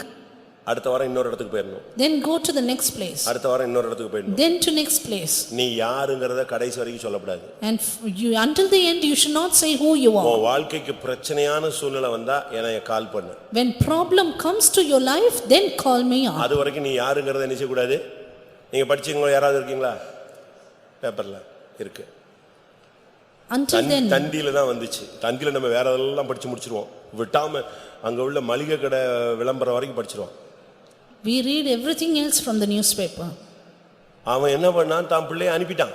He sent his child. அந்த பையன் போய் வேலையை பார்த்துன்னு சொல்லல. That boy did not refuse his father. அவன் அந்த 7000 ரூபாய் வாங்கிட்டு குஜராத்ல இருந்து எங்க வந்துட்டான், கேரளா வந்துட்டான். Getting 7,000 he came from Gujarat to Kerala. வந்தா மலையாளம் தெரியாது. And he did not know Malayalam. வேலை கேட்டா பாஷை தெரியல. Asked for a job, he did not know the language. யாரும் ஷூரிட்டி கொடுக்கலங்கறதுனால ஒருத்தனும் வேலையும் தர மாட்டாங்க. And nobody is giving him the job because no surety for him. அவனும் டைவ் அடிச்சான். And he dived. Fast food கடையில வேலை செஞ்சான். He worked in fast foods. ஹோட்டல்ல வேலை செஞ்சான். Worked in hotels. சில கம்பெனில வேலை செஞ்சான். Worked in companies. ஒரு கடையில வேலை செஞ்சான். Even in a shop. அவன் சொல்றான் 40 ரூபாய் ஒரு நாளைக்கு கிடைக்கிறதுக்கு நான் பட்ட பாடு நாய் படாபாடு. He said, I work like a dog to get just rupees 40 a day. கடைசில ஒரு மாசத்துக்கு 4000 ரூபாய் கூட அவனுக்கு சம்பாதிக்க முடியல. Finally he could not earn even 4,000 a month. திருப்பி ஒரு கம்பெனில போய் கேட்டான். Again he went and asked in a company. அந்த கம்பெனி ஓனர் இவனுடைய முகத்தை பார்த்தா இவன் யாரோ ஒரு ஆள் மாதிரி இருக்கானே, கொஞ்சம் வெல் செட்டில் உள்ள மூஞ்சிலாம் வித்தியாசம் இருக்க, அதனால இவனுக்கு வேலை கொடுக்கலாமா அப்படின்னு யோசிச்சான். The owner of the company thought of giving him the job because he was looking like a child. அந்த செழிப்பு முகத்துல என்ன செய்யும், கொஞ்சம் தெரியும், நம்மள மாதிரி அழுதுகிட்டே வர மாட்டான் அவன் எப்பவுமே. Because he was looking like a child of a prosperous family. அப்போ அவன் ஃப்ரெண்ட்ஸ் எல்லாம் சொல்லி கூப்பிட்டு சொன்னாங்க, நீ ஏமாந்துராத, அவன் யாரோ பாஷையே தெரியாத பையிட்ட போய் வேலைகளே கொடுத்துறாத, கம்பெனியை கொடுத்துறாதன்னாங்க. அவனும் கொடுக்கல. Then the friends of the owner said, don't be cheated because you don't know the person at all. இவன் போன் போடுறான், அவன் எடுக்கவே மாட்டேங்கிறான். And he called up but he did not take a call. எப்படியோ ஒரு 4-5 வாரம் தடுமாறி சமாளிச்சு வீடு போய் சேர்ந்துட்டான். Finally after 4 or 5 weeks he reached his house. வீட்டுக்கு போன பிறகுதான் கம்பெனி கையில கொடுத்தாங்க. எப்படி காசுக்கு மதிப்பு தெரிஞ்சுதா? It is then he said, do you know the value of money? ஒரு நேர சாப்பாட்டுக்கு ஒருத்தன் எவ்வளவு கஷ்டப்படுறான்னு தெரிஞ்சுக்கிட்டியா? Do you know how people suffer for one meal? இவன் யாரெல்லாம் மீட் பண்ணானோ அவங்க அப்பா ஒரு வைர வியாபாரி. அங்க கம்பெனில இருந்து போன் வந்துச்சு, என் பையனுக்கு ஒரு நேரம் சாப்பாடு கொடுத்தீங்கல்ல, தேங்க்ஸ். என் பையனுக்கு சாப்பாடு இல்லாம வாசல்ல நிக்கும்போது சாப்பாடு கொடுத்தீங்க, வேலை கொடுத்தீங்கன்னு சொன்னாங்க. நோனி தான் அவன் என்ன யோசிக்கிறான், நம்ம கடையில வந்து ஃபாஸ்ட் ஃபுட்ல பாத்திரங்களை விடுறது யாரு, பெரிய கோடீஸ்வரன். அப்பதான் தெரிஞ்சுச்சு. And in all the companies where he worked, his father thanked them for giving a meal to him, and then they understood who he was. இப்போ நீங்க உங்க பிள்ளைகிட்ட நாங்க அந்த காலத்துல கஷ்டப்பட்டனா தொடங்கிட்டாரியாமா. And you say we suffered on the other day, and children should not know that. அந்த காலத்துல திருப்பி தொடங்கியாச்சா, ஐயோ இயேசுவே நான் இப்ப பார்த்து வீட்டுக்குள்ள வந்துட்டேனே. ஏன்னா அவனுக்கு அந்த கஷ்டத்தின் கதையை கேட்கிறதுக்கு என்ன இல்ல. இது போலதான் இன்னைக்கு சபையில சிலுவையை பத்தி பேசினா கேட்கிறதுக்கு ஆள் இல்ல. That is how there are no people in the church to hear the gospel of the cross. சிலுவையை பத்தி பேசினா கூட அவங்களுக்கு மண்டையில ஏறல. நேத்து ஒருத்தர் எனக்கு ஃபோன் பண்ணார். And yesterday one person called me up. ஐயா நான் 17 வருஷமா சிலுவை தரிசனத்துக்காக கேட்டுட்டு இருக்கேன், எனக்கு கிடைக்கல, எனக்கு அது கிடைக்க முடியாது, ஜெபம் பண்ணுங்க. 17 years together I am asking for the vision of the cross, please pray that I may get it. ஏன் சிலுவை காட்சியை தரிசனம் கொடுத்தாதான் அழுவையா? நீ அதை சிந்திச்சாலே அழலானா? கல்லான இருதயம் உடைய மாட்டேங்குது, அதை பார்த்தாதாவது நான் அழுவனான்னு பாக்குறேன்னாரு. ஓஹோ, இவருக்காக இனி ஒரு ட்ரிப் சிலுவையில் அவர் தொங்கியே ஆகணும். And he said, because my heart is so hard, I should see the vision, only then I can cry. Then I thought Jesus should die once again for this man. இன்னைக்கு நம்முடைய நிலவரம் என்ன? Today, what is our state? இன்னைக்கு நீங்க எந்த நிலவரத்துல இருந்தாலும் கர்த்தர் உன்னை பராமரிக்கிறார். In whatever state you may be, God nourishes you. ஒரு ஐசுரியவானை போல அபிஷேகம் பண்ணப்பட்டு விட்டான் என்கிற ஒரே காரணத்துக்காக தாவீதை மெத்த கொடுத்து தேன் கொடுத்து வெண்ணெய் கொடுத்து அப்படியே அவனுக்கு நொறுக்கு திணி மாதிரி பயிறு வறுத்தது வறுக்காதது கையில கொடுத்து அவனை அழகாக கொண்டு வந்தாரு. அதுபோலதான் தேவன் உன்னை பராமரிப்பார், பயப்படாத. Just because God has anointed David, he nourished him so well with honey, beds and butter and everything else, and even so God will do to you. உன் பிள்ளை தான் உன்னை பராமரிக்கணும்னு நினைக்காத. பர்சிலாய் போல ஆட்களை கர்த்தர் வச்சிருக்கிறாரு. Don't think your children should nourish you, but God has kept people like Barzillai. பர்சிலாக்கும் இவனுக்கும் எந்த உறவும் கிடையாது. And Barzillai and David are not related at all. தேவன் ஏற்படுத்தி வைத்த ஒரு ஆள். But it was a man whom God connected. அதனால புருஷன் பராமரிப்பானா, மனைவி பராமரிப்பாளா, பிள்ளை பராமரிப்பானான்னு பார்க்காத. கர்த்தருக்கு 1000 பிள்ளைங்க இருக்காங்க, யாரையாவது வச்சு உன்னை பராமரிப்பார். Then don't think your family people are not nourishing you, but God can nourish you through anyone else. 1 ராஜாக்கள் 17ஆம் அதிகாரம் 9ஆம் வசனத்தை பார்க்கும் பொழுது 1 Kings 17:9 we read, அங்கே ஒரு தீர்க்கதரிசியை கர்த்தர் பராமரித்தார். here the Lord nourished a prophet. நீ எழுந்து சீதோனுக்கு அடுத்த சாரிபாத் ஊருக்கு போய் அங்கே தங்கியிரு, உன்னை பராமரிக்கும்படி அங்கே இருக்கிற ஒரு விதவைக்கு கட்டளையிட்டேன் என்றார். Arise, get thee to Sarephath, which belongs to Sidon, and dwell there. Behold, I have commanded a widow woman there to sustain thee. 3 வருஷம் மழை கிடையாது, பனி கிடையாது. 3.5 years no snow, no rain. பயங்கரமான பஞ்சம்.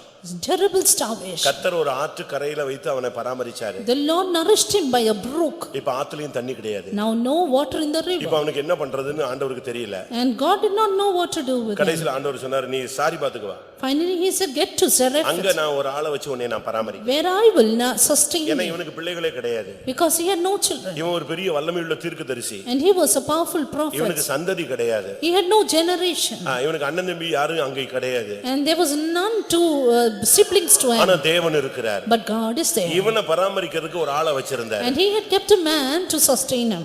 அதுதான் சாரிபாத் விதவை. That was the widow at Zarephath. நீங்க யோசிச்சு பாருங்க. Just think about this. இந்த இடத்துல இந்த சாரிபாத் என்ற இடத்துக்கு கொண்டு போய் அவனை பராமரித்தார். Bringing him to Zarephath, the Lord nourished him. சாரிபாத் என்று சொன்னால் சுத்திகரித்தல் என்று அர்த்தம். Zarephath means sanctification. சாரிபாத் என்று சொன்னால் சீர்படுத்தப்பட்ட என்று ஒரு அர்த்தம். Zarephath means the one rectified.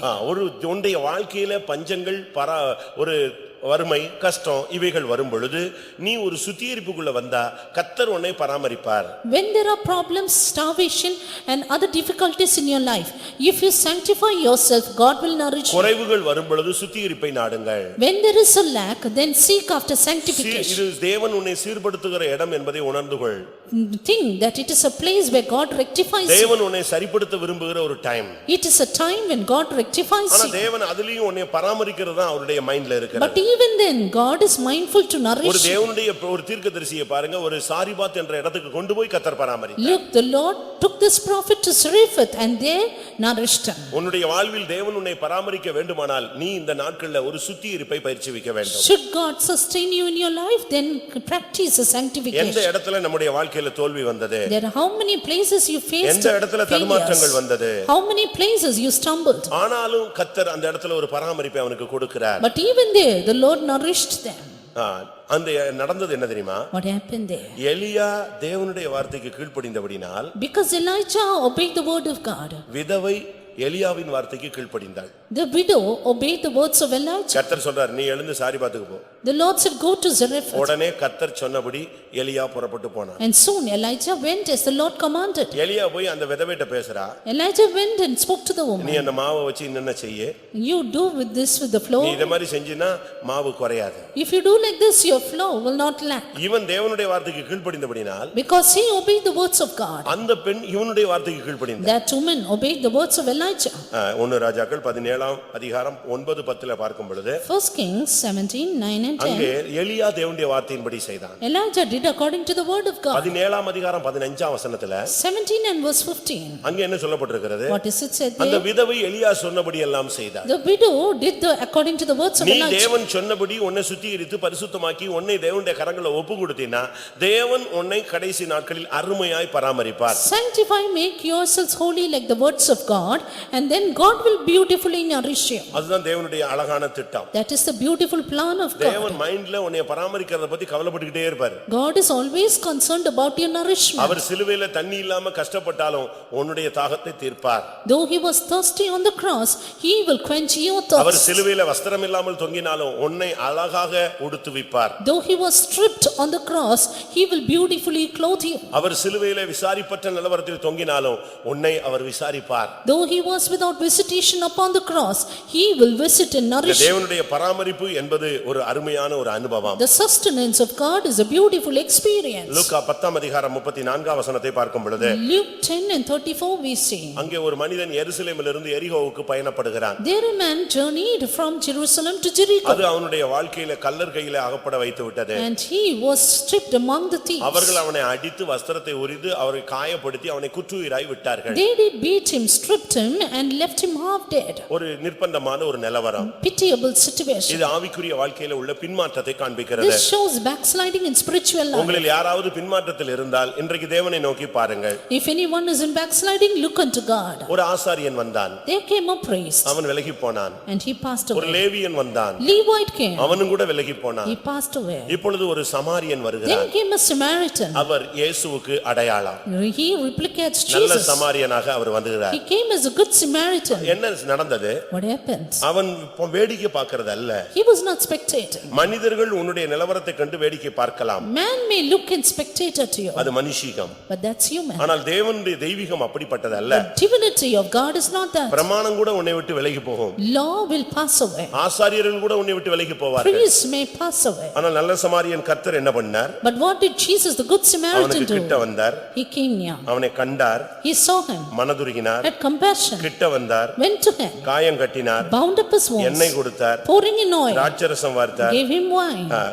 எவ்வளவு அருமையான ஒரு அனுபவம். What a beautiful தன் சுய experience. வாகனத்தில் ஏற்றினார். Set him on his beast, அவனை கொண்டு போய் சத்திரத்தில் விட்டு பராமரித்தார். brought him to the inn and took care of him. எப்படி ஒரு நிலவரம் பாருங்க. What a good experience. சுத்தமா ஒண்ணுமில்லாத நிலவரம். Half dead.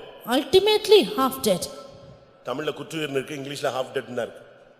Half dead. சுத்தமா பாதி உயிர் போயிடுச்சு. Half of his life is gone. ஆனா இந்த இடத்துல ஆண்டவர் வந்து Here the Lord came அவனுடைய வேதனைகளை மாற்றி and took away his pain, அவனுக்கு திராட்சரசம் வார்த்து gave him wine, அவனை அழகா தூக்கி கொண்டு போய் and beautifully took him, சத்திரத்துல வைத்து பராமரிக்கிறார். took him to the inn and cared of இது him. எதை காண்பிக்கிறது? What does this show? ஒரு விசுவாசி சபையில் வைத்து பராமரிக்கப்படுவதை காண்பிக்கிறது. A believer nourished in the church. நாம் பாவத்துல கிடக்கும் பொழுது, We were in sin. நாம் தோல்வியில் இருக்கும் பொழுது, When I was in failure, பல வல்லமைகள் நம்மை தாக்கி விட்டது. when various powers attacked us, பல சக்திகள் நம்மை அழித்து விட்டது. many powers destroyed us. ஆனா இயேசு நம்மை தேடி வந்து But Jesus searched of us நமக்காக மனதுருகி and he had நம்மை தூக்கி compassion. எடுத்து இன்றைக்கு சத்திரமாகிய இந்த சபையில் பரிசுத்தவான்களுடைய ஐக்கியத்துல, ஒளியில் உள்ள பரிசுத்தவான்களுடைய சுதந்திரத்துல நம்மை கொண்டு வந்து வைத்து இன்னைக்கு அருமையா உபதேசம், சுவிசேஷம், அபிஷேகம், கிருபை, வல்லமை, வெளிப்படுத்தல், தரிசனம், அழைப்பு, மேன்மை இதெல்லாம் கொடுத்து கர்த்தர் சபையில நம்மை பராமரிக்கிறார். Has lifted us, brought us to the inn and taken care of us, bringing us to the inheritance of the saints in light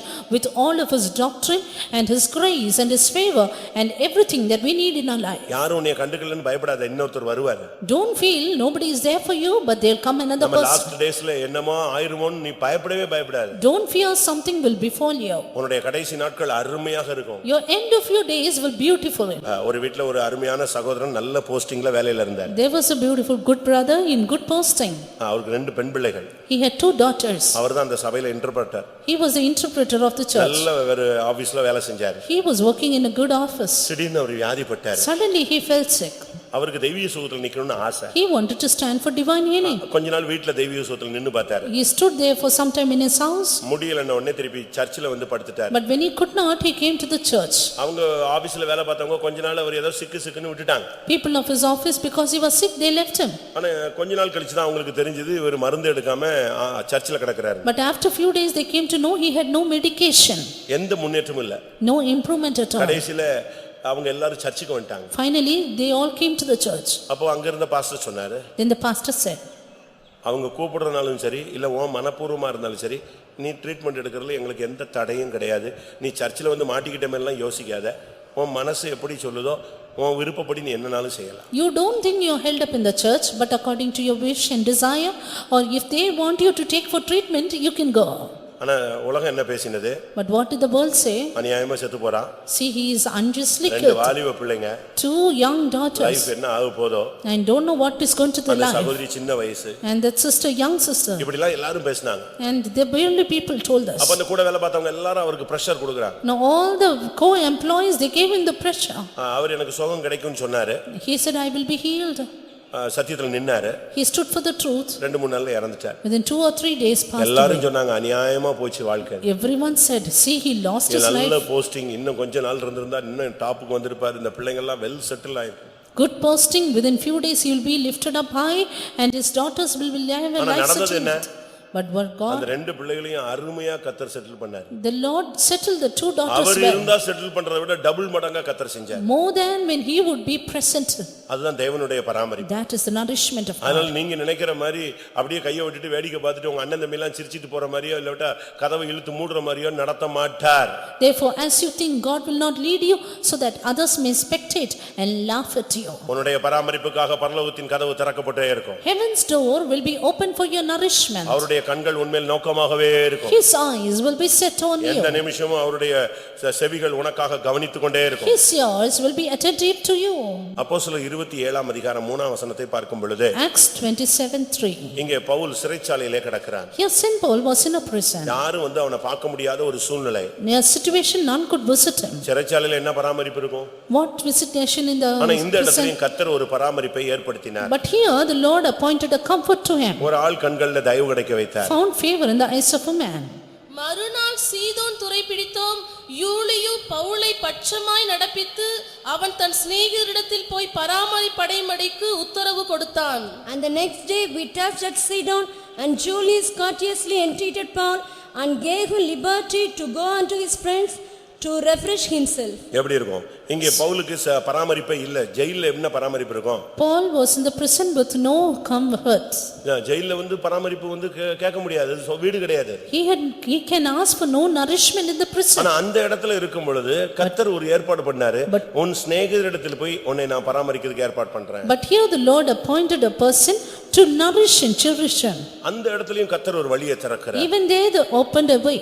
உன்னத பாட்டு 5ஆம் அதிகாரம் 16ஆம் வசனத்தை பார்க்கும் பொழுது, Song of Songs 5:16. அவரே என் சிநேகிதர். He is my lover. கர்த்தர் வந்து உன் ஃப்ரெண்ட் மாதிரி உன்கிட்ட உட்கார்ந்து பேசுவார். Is the Lord will speak to you like a friend. உன்னை விசாரிப்பாரு. He will visit you. உன் கூட பட்சமா பேசுவார். He will speak in comforting you. எத்தனையோ இடத்துல தேவதூதர்கள் நம்முடைய ஊழியர்களுக்கு பணிவிடை செய்தது எத்தனையோ சாட்சிகள் இருக்கு. Yes, there are many testimonies in which the angels have ministered to the people of God. Pastor யானஸ்ட் அவர்கள் ஒரு நாள் ரூம்ல இருக்கும் பொழுது ஹார்ட் அட்டாக்ல அப்படி மயங்கி விழுந்துட்டார். Once when Pastor Ernest was in his room, he had been unconscious in his heart attack. ஆனா திருப்பி கொஞ்சம் சுயநினைவு வந்த மாதிரி இருந்துச்சு. Suddenly he got a little consciousness. பார்த்தா ஒரு ஆள் அவர் அழகா தூக்கி, And there was a man who beautifully lifted him அவளை கொண்டு போய் கட்டில வச்சு and kept him on the bed our Dress எல்லாம் அழகா மாத்தி and changed his garments அழகான Dress எல்லாம் திருப்பி போட்டு and gave him beautiful garments இவரை படுக்க வச்சு and then made him lie down. இவருக்கு கை கால்லாம் பிடிச்சு நல்லா ஹெல்ப் பண்ணி Then helped him to refresh himself. மறுபடியும் நெஞ்செல்லாம் அழுத்தி அந்த பிரீத்திங் நார்மல் கொண்டு வந்து Massaged his chest that he may have normal breathing அப்படியே தூங்க வச்சுட்டு போயிட்டார். and finally made him sleep. இவருக்கு எல்லாம் நடந்தது தெரியுது. He knew all that happened. ஆனா அறிவு சொல்லுது யாரோ ஒரு ஊழியக்காரன் நமக்கு என்ன செய்றா ஹெல்ப் பண்ணிட்டு இருக்கான். ஒரு யாரோ ஒரு ஆளை வச்சு கர்த்தர் செஞ்சிட்டு இருக்காரு. But his wisdom, his knowledge said, some servant of God is helping me. மணி நேரங்கள்லாம் முடிஞ்ச பிறகு கடைசில அவர் எழும்பி தெளிவாயிட்டாரு. When he finally came to himself, எழும்பி பார்த்தா ரூம் உள்ளதான் நெஞ்சிருக்கு. இவர் எப்போ முதல்ல மயங்கிறதுக்கு முன்னால அந்த ஹார்ட் அட்டாக் வர்றதுக்கு முன்னால அவர் உள்ள ரூமை பூட்டி இருந்தாரோ அதே மாதிரி தான் நெஞ்சிருக்கு. பூட்டிதான் இருக்கு. saw that the door was locked inside. அப்ப உள்ள யார் வந்தது? Then who was there inside? தெய்வம் தான் தன்னுடைய தூதர்களை வச்சு அழகா தூக்கி தன்னுடைய தாசன் அல்லவா அதனால எல்லா பணிவிடையும் செஞ்சு வச்சு. It is God who nourished and ministered unto him with his angels. இன்னைக்கு நம்மில் எத்தனை பேருக்கு இப்படி ஆண்டவர் தான் ஒரு சிநேகிதர், அவர் தான் உன்னை பராமரிப்பார். today, let God himself be our nourisher, the cherisher of our life. இப்போ உள்ள ஃப்ரெண்ட்ஸ் எல்லாம் நீங்க பாத்தீங்கன்னா கடன் பட்டுட்டீங்கன்னா போனே எடுக்க மாட்டான். Friends of today, if you are debted, they will not lift the phone. என்னடா இவன் போன் போட்டா இப்ப காசு கட்டுவான்னு சொல்லிட்டு போனே எடுக்க மாட்டான். If you take the phone, he'll ask for money, therefore they will not take it. ஏன் ஃப்ரெண்ட் இல்ல அண்ணன் தம்பியே எடுக்க மாட்டானே. Even our own siblings will not do that. ஏன் இன்னைக்கு உள்ள உலகம் அப்படி இருக்கு. Why? Because today's world is that. இன்னைக்கு நம்மில் எத்தனை பேர் அப்படி இருக்கறோம்? How many of us are like that? பராமரிப்புன்னு சொன்னா அதனுடைய அடுத்த பகுதி என்ன? What is the next part of nourishment? தேவனுடைய பராமரிப்புன்னா என்ன? God's nourishment. உனக்கு ஆறுதல் சொல்லி தீமையை நன்மையாய் மாற்றி பராமரிப்பார். God will change your evil to good and will nourish you. உனக்கு தேவையான சாப்பாடு வசதிகள் கொடுத்து உன்னை பராமரிப்பார். He will nourish you with your sustenance and foodstuff. நீ சுத்திகரிக்கப்படும் பொழுது உனக்கு பராமரிப்பு கிடைக்கிறது. When you sanctify yourself, you will get the nourishment of God. நீ பாவியா இருந்த பொழுது உன்னை கண்டுபிடித்து இழுத்து கொண்டு வந்து சபையில வச்சு பராமரிக்கிறார். You who were a sinner, the Lord drags you to the church and then nourishes you. ஒரு பராமரிப்புல முக்கியமா கிடைப்பது இன்னொன்னு இருக்கிறது. Another thing we receive from the nourishment. அப்போஸ்தலர் 24:3. Acts 24:3. கனம் பொருந்திய பேலிக்ஸே, உம்மாலே நாங்கள் மிகுந்த சமாதான சௌக்கியத்தை அனுபவிக்கிறதையும் உம்முடைய பராமரிப்பினாலே இந்த தேசத்தாருக்கு சிறந்த நன்மைகள் நடக்கிறதையும் நாங்கள் எப்பொழுதும் எங்கும் மிகுந்த நன்றியறிதலுடனே அங்கீகாரம் பண்ணுகிறோம். We accept it always and in all places, most noble Felix, with all thankfulness, notwithstanding that I be not further tedious unto thee, I pray thee that thou wouldest hear us of the clemency of few words. ஆண்டவருடைய பராமரிப்பில மிகுந்த சமாதானம். There is great peace in the providence of God. ஆண்டவருடைய பராமரிப்பில உனக்கு சௌக்கியம், ஆரோக்கியம். Health and cure in under God's sustenance. ஆண்டவருடைய பராமரிப்பில் சிறந்த நன்மைகள் உனக்கு கிடைக்கும். And best goodness from God's nourishment. பேலிக்ஸுடைய பராமரிப்பில் இந்த மூணும் கிடைத்ததாக அந்த ஜனங்கள் சொன்னார். We see the people saying they received these three under Felix nourishment. பேலிக்ஸ்னு சொன்னா பாக்கியம் உள்ளவன் அர்த்தம். Felix means blessed. ஆண்டவர் பாக்கியம் உள்ளவர். அவருடைய பராமரிப்பில் நீ இருந்தேன்னா உன் குடும்பத்துல சமாதானம் இருக்கும். If you are under God's nourishment, you will have quietness in your family. இன்னைக்கு பாருங்க எப்ப பார்த்தாலும் வீட்ல சண்டை தான். See, always quarrel in today's family. சாயங்காலம் 5 மணி ஆயிடுச்சுனா வார் டிக்ளேர் ஆயிடும். Evening 5 o'clock the war will be declared. காலையில 8 மணிக்கு வார் முடிவுக்கு வந்துரும். ஏன்னா எல்லாம் பிச்சிட்டு வெளிய வேலைக்கு போய் தான் ஆகணும். Comes to an end at morning 8 o'clock because everyone goes சாயங்காலம் வந்துக்கறேன். Again in the evening. திருப்பி ஸ்டார்ட் பண்றதுக்கு It போய். starts. வான்னு சொல்லிட்டு இவங்களும் கிளம்பி போயிடுவாங்க. And then it will go all the way. இப்படி இல்ல. கர்த்தருடைய பராமரிப்பு உன் குடும்பத்துல இருந்துச்சுனா மிகுந்த சமாதானம் இருக்கும். If there be the nourishment of God, you will have great quietness. வாக்குவாதம் இருக்காது. No argument. கசப்புகள் இருக்காது. No bitterness. ஒரு இடத்துல ஒரு ஆள் சாட்சி சொன்னாங்க. One person testified. எனக்கு பயங்கர ஆச்சரியமா இருந்துச்சு. I was really surprised. ஒரு ஐயா செத்ததுக்கு பையன் ஃபாரின்ல இருந்து வந்து சாட்சி சொன்னான். The son from foreign country came and testified for his father's death. நான் வந்து ஒரு 30-35 வருஷம் பிறந்ததுல இருந்து வீட்ல இருந்திருக்கேன். 30 to 35 years I had been in my home. அதுக்கு பிறகு நான் வெளிநாடு போயிட்டு அடிக்கடி வருவேன். After that I went to foreign country. நான் வீட்ல இருந்து பிறந்ததுல இருந்தும் வெளிய போயிட்டு வந்ததுல இருந்தும் ஒரு நாள் கூட எங்க அம்மா அப்பா சண்டை போட்டதாகவோ வாக்குவாதம் பண்ணதாகவோ கத்துனதாகவோ பார்த்ததே கிடையாது. As long as I was at home and after that I visited my home, I had never seen my father and mother quarreling or arguing. எங்க அம்மா கத்துறது டாமினேட் பண்றது, எங்க அப்பா பதிலுக்கு கத்துறது, இல்ல எங்க அப்பா அப்படி மிலிட்டரி மாதிரி கண்ட்ரோல் பண்ண ஒண்ணுமே கிடையாது. எங்க வீட்ல அப்படி ஒரு பழக்கமே எங்களுக்கு கேட்டதும் இல்ல கிடைச்சதும் கிடையாது. We had no habit of my father being like a military man or my mother dominating anything. தேவனுடைய பராமரிப்பில் உள்ள வீடு. This is the beauty in God's nourishment. அங்க என்ன இருக்கும்? What will be there? என்ன இருக்கும்? மிகுந்த சமாதானம். Great peace or quietness. அதுதான் தேவனுடைய பராமரிப்பு. That is God's nourishment. அந்த பராமரிப்பு உனக்கு இல்லன்னு சொன்னா நீ வீட்ல அடிச்சுக்கலாம். If you do not have that, you will quarrel at your homes. ஒரு சகோதரன் ஒரு சகோதரியை பிடிச்சி நான் கோயிலுக்கு வான்னு சொன்னாங்க, வரவே மாட்டேங்கன்னு ஒரு தள்ளிட்டான். அது போய் டேபிள்ல மூட்டி பெரிய தையல் வருவிசியா. A brother said, even if I call my wife to the church, she is not coming. He dashed and finally she dashed on a table. நான் கேட்டேன் என்ன பிரச்சனைன்னு கேட்டேன். I asked what is the problem. அப்ப நான் brother. Then the brother said, அவர் சொன்னார், brother நான் சுவிசேஷம் சொல்லி எத்தனையோ பேர் சபைக்கு வந்துட்டான், இவ்வளவு கூப்பிட்டா வரவே மாட்டேங்கிறா, இத்தனையோண்டு இருந்துகிட்டு என்ன பேச்சு பேசுறான்னு சொல்லிட்டு ஒரு தள்ளு அது போய் அங்க போய் டேபிள்ல போய் நான் சொன்னேன், நீ இருக்கிற ஜெய்ஜாண்டிக்கு அவளை பிடிச்சி தள்ளினா இப்ப என்னாச்சு, ஒரு 5 தையல். நான் சொன்னேன் தப்பு, இங்கதான் நீ தோற்று போயிட்ட வாழ்க்கையில.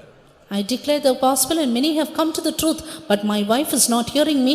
So I pushed her and finally she dashed and was injured. ரட்சிப்பு தேவனுடையது. Salvation is God's. சிலுவையிலிருந்து ரட்சிப்பு வராம நீ தள்ளி விட்டதனால ரட்சிப்பு என்ன செய்யாது, மண்டதான் உடையும், ரட்சிப்பு வராது. Salvation should come from the cross and not because you pulled them or pushed இன்னைக்கு நம்முடைய them. நிலவரம் என்ன?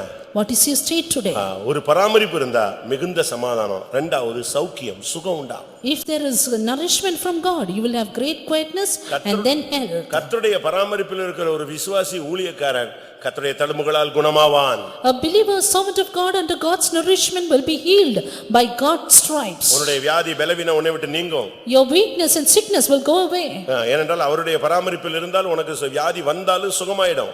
Even you are under his nourishment, even if you fall sick, you will be எகிப்தியருக்கு healed. வரப்பண்ணின வியாதியை நான் உனக்கு வரப்பண்ணேன், I'll put upon ஆனாலும் நான் உன் பரியாகிய கர்த்தர். I'll put upon you none of the diseases which I brought upon the Egyptians, but I am the Lord that healeth you. மூன்றாவது கர்த்தருடைய பராமரிப்பில் உனக்கு சிறந்த நன்மைகள் கிடைக்கும். Thirdly, great goodness in God's Bible providence. சொல்லுகிறது கர்த்தரை தேடுறவர்களுக்கு ஒரு நன்மையும் குறைவுபடாது. ஆனா இங்கே சொல்லியிருக்கு சிறந்த நன்மைகள் உனக்கு கிடைக்கும். When you are under God's nourishment, you get the best goodness. இன்றைக்கு எத்தனை பேர் இந்த பராமரிப்பை வாஞ்சிக்கிறீங்க? How many of you desire this nourishment இனிமே இந்த today? வயசானவங்க, பிள்ளை இல்லாதவங்க, புருஷன் போயிட்டாரு, மனைவி இறந்துட்டா, இப்படிப்பட்ட ஆளுங்க யாருமே ஐயோ பராமரிக்கலன்னு சொல்லாத. உனக்கு அருமையா உன்னை அப்படி ராஜகுமாரனை போல பராமரிக்கிற ஒரு கர்த்தரை நான் உங்களுக்கு சொல்றேன். Today the ones who are sick, who are childless, who have lost their near and dear ones, don't feel that you are forsaken, but you will have the best nourishment from God. அவங்க போயிட்டாங்க, இவங்க போயிட்டாங்க, தேவன் உன்னோடு இருக்கிறார். Don't think these people have departed from me, but God is with you. உனக்கு தான் கர்த்தர் பேசிக்கிட்டு இருக்கிறாரு. The Lord is speaking to you. இனி எப்படி பராமரிக்கப்படுவோம்? How shall I be nourished? அதெல்லாம் தேவன் பாத்துக்குவாரு. God will look at it. அவருடைய பெயர் பராமரிக்கும் தேவன். His name is a God who எனக்கு nourishes. ஜீவனை தந்ததுமல்லாமல் எனக்கு தயவையும் பாராட்டினீர், உம்முடைய பராமரிப்பு என் ஆவியை காப்பாற்றினது. He hath granted me life and favor, and his nourishment hath preserved my spirit. உனக்கு மிகுந்த சமாதானம் உண்டு. You have great quietness. கர்த்தர் உனக்கு சௌக்கியத்தை அனுபவிக்க அருள் செய்வார். God will help you to enjoy the health and cure. எல்லாரும் கைவிட்டாங்கன்னா உன்னை அழகா மெத்த போட்டு கர்த்தர் பராமரிப்பார். Even if all have forsaken you, God will give you the bed and nourish you. நம்ம செஞ்ச தப்புக்கு ஏதாவது விட்டுருவாரோன்னு நினைக்காத. அவர் மன்னிக்கிற தயவு பெருத்த கர்த்தர். Because of your mistakes, don't think God will forsake you, but he is a God with favor. இதுல எல்லாத்தையும் பாத்தீங்கன்னா யோசேப்பு பராமரித்தான், பர்சிலாய் பராமரித்தான், சிநேகிதர் பராமரித்தார், சமாரியன் பராமரித்தான், ஒரு விதவை பராமரித்தாள். இப்படித்தான் இருக்கும். அப்ப இதெல்லாம் எதுக்கு? ஒரு சாதாரண மனுஷன், ஒரு விதவை, ஒரு காட்டுக்குள்ள இருக்கிற ஒரு மனுஷன், இவங்க பராமரிக்கும் பொழுது தேவன் உன்னை பராமரிக்க மாட்டாரா? அவைகளை காட்டிலும் தேவன் விசேஷித்தவர் அல்லவா?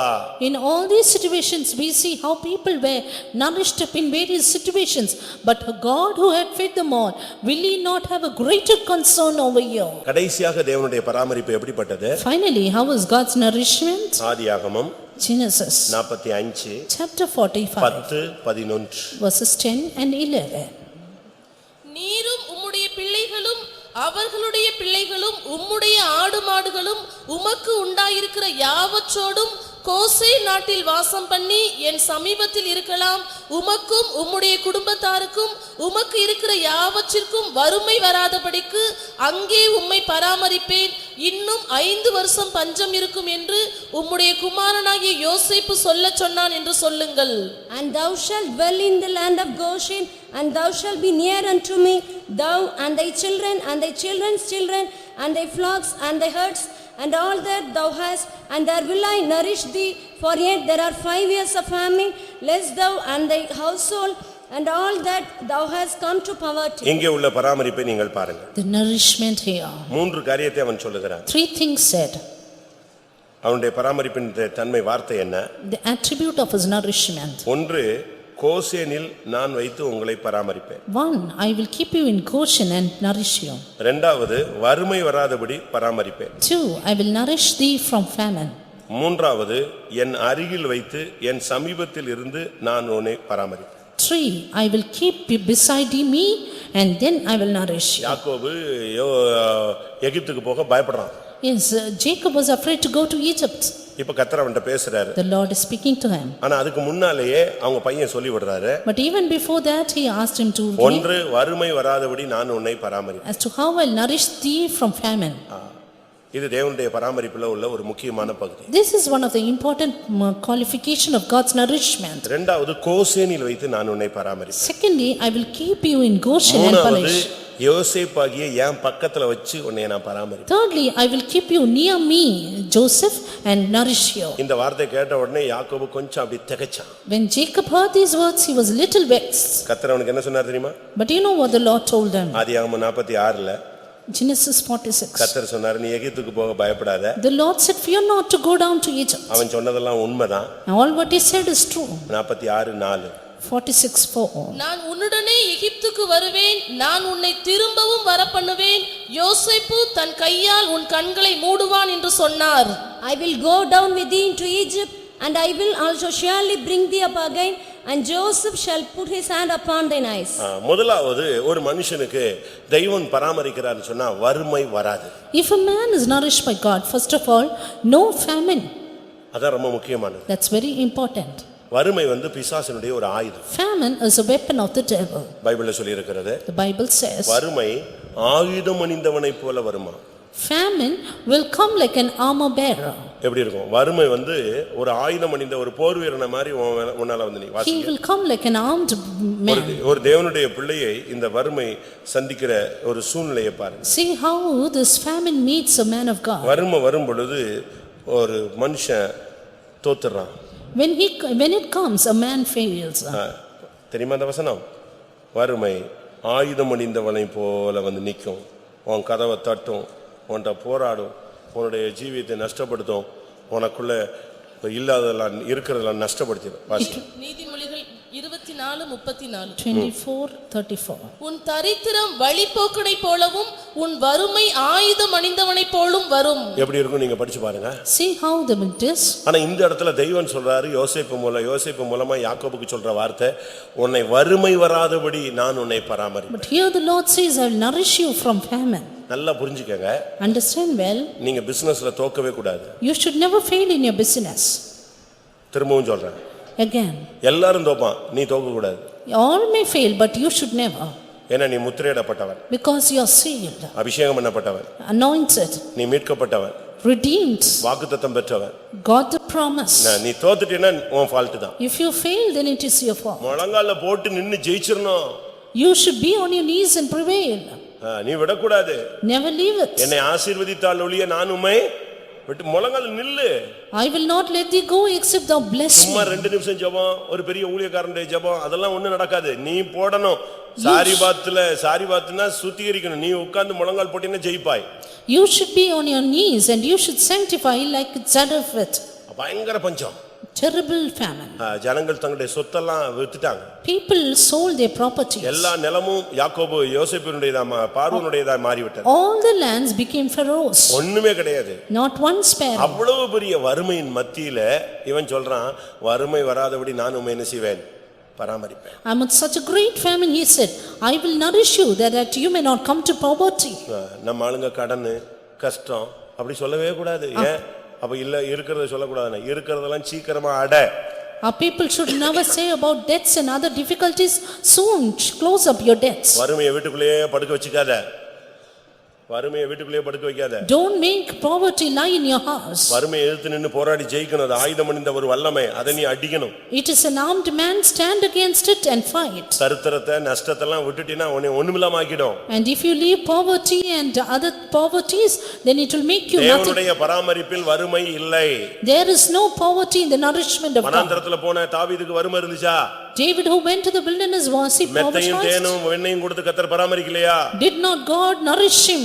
பஞ்சத்துல கிடந்ததான எலியாவை தேவன் பராமரிக்கலையா? Did not God nourish Elijah in famine? எகிப்தில மாட்டிக்கிட்டதான அந்த யாக்கோபின் சகோதரர்களை தெய்வம் பராமரிக்கலையா? Did not God nourish Joseph's brethren there? காயப்பட்டு குற்றுயிராய் கிடந்த அந்த மனுஷனை கர்த்தர் பராமரிக்கலையா? Did not God nourish the man half dead? அதனால வறுமை வராதபடி பராமரிப்பது தேவனுடைய ஒரு பகுதி.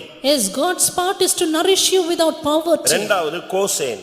to Goshen. கோசேனில் வைத்து பராமரிப்பேன். He will nourish you in Goshen. Goshen என்பது சூரிய வெளிச்சத்தை காண்பிக்கிறது. Goshen means sunlight. அது எதை காண்பிக்கிறது? What does it show? உன்னை பக்குவப்படுத்துவது. To make you mature. கர்த்தர் பராமரித்தல்ல உனக்கு பக்குவம் உண்டாகும், maturity ஆவாய். Yes, God will make you matured when he nourishes you. இன்னைக்கு நம்முடைய விசுவாசிகளுக்கு அநேகருக்கு மெச்சூரிட்டி இல்ல. Many of our believers have no maturity. ஒரு அம்மா வந்து தான் வீட்ல வேலைக்கு வந்த பொண்ணை போய் என் கோயிலுக்கு வான்னு சொல்லி கூப்பிட்டு வந்துச்சு. A mother called her servant, her maid, and say, "Come to my church." அது 2 வாரம் வந்துச்சு. இவங்க சொன்னதுக்கு மரியாதைக்காக எஜமானி அம்மா சொல்றாங்களேன்னு 2 வாரம் வந்துச்சு. Just for the respect she came for 2 weeks. 3வது வாரம் நீ என் கூட வருவதா இருந்தால் ஒயிட் அண்ட் ஒயிட் போட்டாதான் நீ என் கோயிலுக்கு வரவே. 3rd week she said, "If you come with white and white only, then I'll take you to the church." இந்துல இருக்கு, புருஷன் இருக்கான். ஏமா என் புருஷன் சாகலம்மா, நீ என்ன அதுக்குள்ள வெள்ளை கட்ட சொல்றன்னு. She said, "My husband is not dead. Why do you ask me to wear white?" அப்ப நீ என் கூட வராத, என் வீட்ல வேலை கிடையாது. Then don't come and come to my இவங்க house. ஆத்துமாவை ரட்சிக்கறாங்களா, நீ கொல்ற ஆத்துமாவை நரகத்துக்கு துரத்தி விடுற. You are only killing the soul and casting them to the lake. சரி, அவ போய்ட்டா வேலையை விட்டு. And she went away. அடுத்த ஆள் வந்துச்சு. The next person நீ came. அடுத்த ஆளுக்கு ஒரு 4 வாரம் கோயிலுக்கு இழுத்துட்டே வந்துச்சு. And again 4 weeks she came to the church. புரிஞ்சுக்கிச்சு, இப்ப வெள்ளை கட்ட சொன்னா கட்ட மாட்டான்னு சொல்லிட்டு நீ நகைய கலத்தினாதான் என் கூட கோயிலுக்கு வரணும். You remove the jewels, then you should come to me. Then come with me. யாரோ சொல்லியிருக்காங்க, நீ ஒரு ஆத்துமாவை ரட்சிப்புக்குள்ள வந்து சபையில ஸ்டாண்ட் பண்ண வச்சு ஞானசானம் எடுக்க வச்சிட்டீங்கன்னா உனக்கு பரலோகத்துல ஒரு முத்து கிடைக்கும். அதனால இப்போ இவ போட்டிருக்கிற முத்தை இவ கலத்த சொல்றா.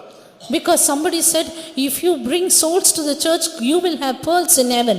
Therefore, they ask others to remove it. நீயே ஒரு அரவக்காடு, நீயே மத்தவனை போய் திருத்ததுக்கு பாக்குற. You yourself is a half boiled. Why do you want to set right others? Maturity ஆகாத பாதி விசுவாசி இருக்கிறாங்க. There are half believers who are not matured at all. தேவனுடைய பராமரிப்பில் சூரியன் என்ன செய்யும்? கனியை என்ன செய்யும்? அருமையாய் பக்குவப்படும். அந்த காயை அந்த பக்குவப்படுத்த வேண்டிய சக்தி சூரியனுக்குள்ள இருக்குன்னு பைபிள் சொல்லுது. In the nourishment of God is the sunlight. The sun ripens the fruit in a beautiful manner. ஆதியாகமம் 49:26 நீங்க படிச்சு பாத்தீங்கன்னா Genesis 49:26. உன் தகப்பனுடைய இல்ல ஒரு நிமிஷம்.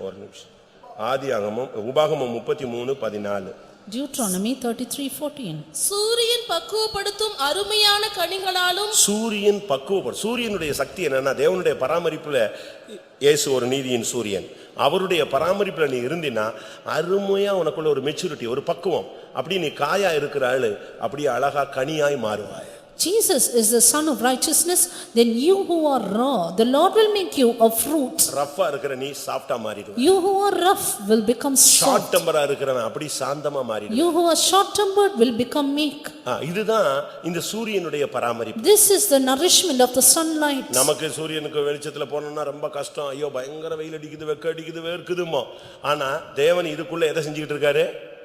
கனிகள் எல்லாம் செஞ்சிருக்காரு, பக்குவப்படுத்துறாரு. We turn away from the sunlight because it is warm, but God beautifully makes up the fruit. நான் கோசேனில் வைத்து உன்னை பராமரிப்பேன் அப்படினு சொன்னா உன் சுபாவத்தை நான் கொஞ்சம் கொஞ்சமா பக்குவப்படுத்துவேன். கிறிஸ்துவின் பூரணத்துக்கு ஏத்தவண்ணமாய் நான் பக்குவப்படுத்துவேன். I will nourish you in Goshen. It means I will make you matured so that I will ripen or perfect you. மூன்றாவதாக என் அருகில் வைத்து நான் உன்னை பராமரிப்பேன். I will nourish you keeping you near me. அது என்ன அருகில் வைத்து? What is that being near? யோசேப்புனா என்ன? What is Joseph? பரிசுத்தம், Holiness. ஆண்டவருடைய பராமரிப்புனா பரிசுத்தத்தின் பக்கத்துல வச்சு உன்னை அழகா பராமரிப்பார். God nourishes you keeping you beside purity. அப்படி நீ பராமரிக்க ஒப்பு கொடுத்து நீ வந்தால், If you surrender for that nourishment, ஆண்டவர் சொல்றார் இந்த யோசேப்பு உன் கண்களை மூடுவான். The Lord says Joseph shall close your eyes. பரிசுத்த சபையில பரிசுத்தவான்கள் மத்தியில பரிசுத்தத்துல வச்சு பக்கத்துல வச்சு கர்த்தர் உன்னை பராமரிச்சா பரிசுத்தம் உன் கண்களை மூடும், உன் ஓட்டம் பரிசுத்தமாய் முடியும்.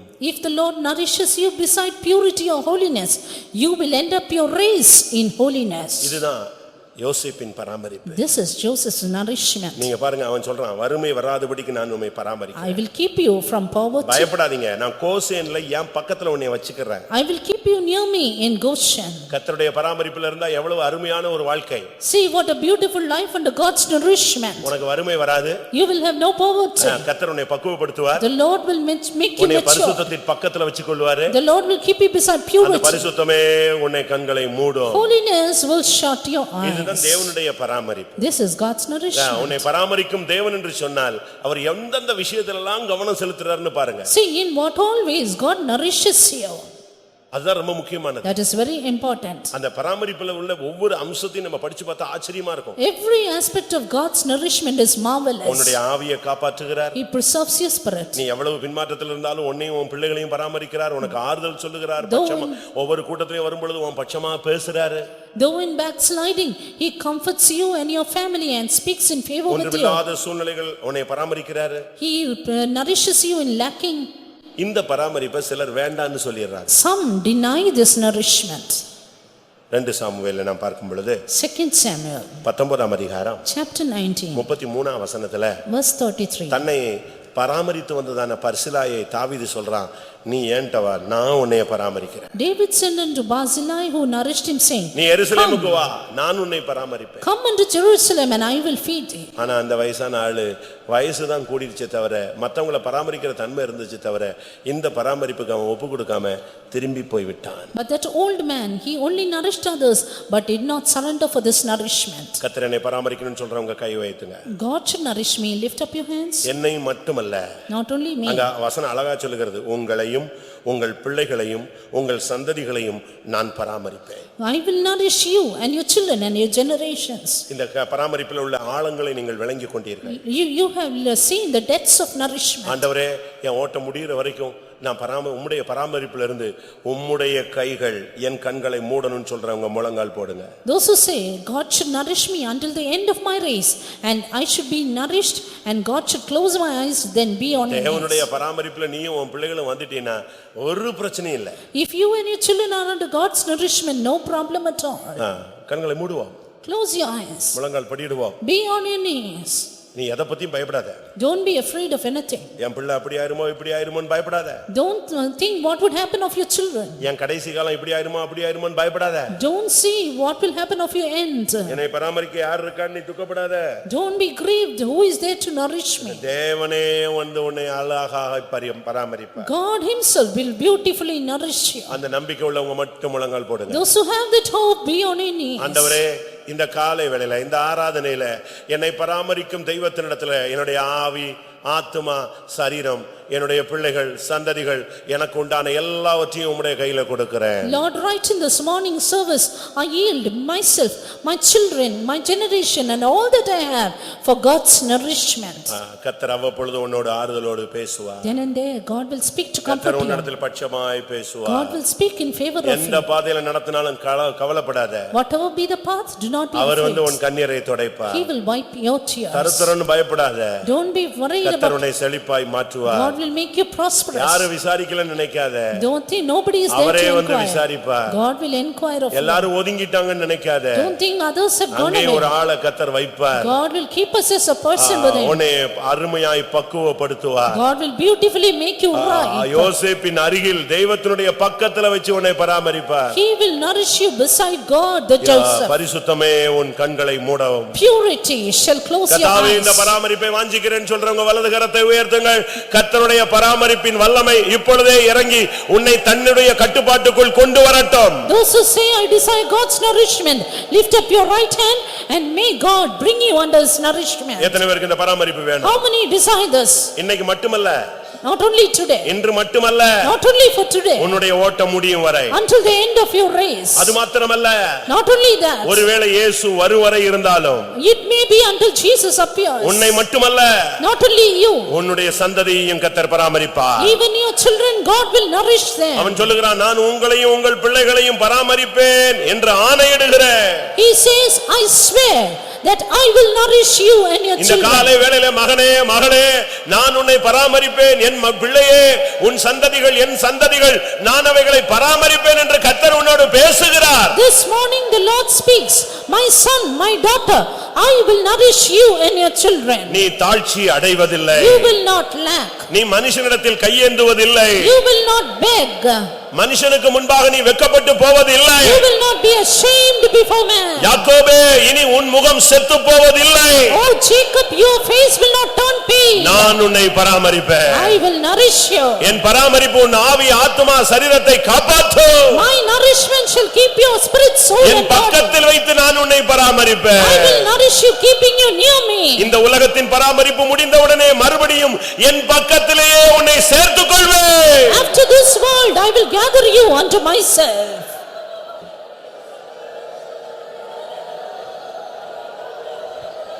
குறித்து, என்னுடைய வருங்காலத்தை குறித்து, பல காரியங்களை குறித்து எனக்குள்ள பல கேள்விகள் கொஞ்ச நாளாய், கொஞ்ச வருஷங்களாய், கொஞ்ச மாதங்களாய் என்னைய போட்டு உருட்டி எடுத்து கலக்கிக்கிட்டு இருந்துச்சு அப்படின்னு சொல்றவங்க கை வைத்துங்க. நம்ம எப்படி போவோம், எப்படி இருப்போம் இப்படிங்கிற ஒரு கொஸ்டின் எனக்குள்ள அப்படியே உள்ளுக்குள்ள குத்திக்கிட்டே இருந்துச்சு. நம்ம லைஃப் இப்படியே போச்சுன்னா எப்படி இருக்கும், முடிவு எப்படி இருக்கும், பிற்காலம் எப்படி இருக்குங்கிற ஒரு தவிப்பு எனக்குள்ள இருந்துச்சுன்னு சொல்றவங்க கை வைத்துங்க. கர்த்தர் உன்னோடு தான் பேசி இருக்கிறார். ஆமென். அந்த தேவன் நீ தவித்துக் கொண்டிருக்கிற தவிப்பை பார்த்து சொல்லுகிறார், பயப்படாத, நான் என் அருகில் வைத்து உன்னை பராமரிப்பேன். எத்தனை பேருக்கு இந்த பராமரிப்பு தேவை? தேவன் அருகில் இருந்தால் எப்படி இருக்கும் வாழ்க்கை?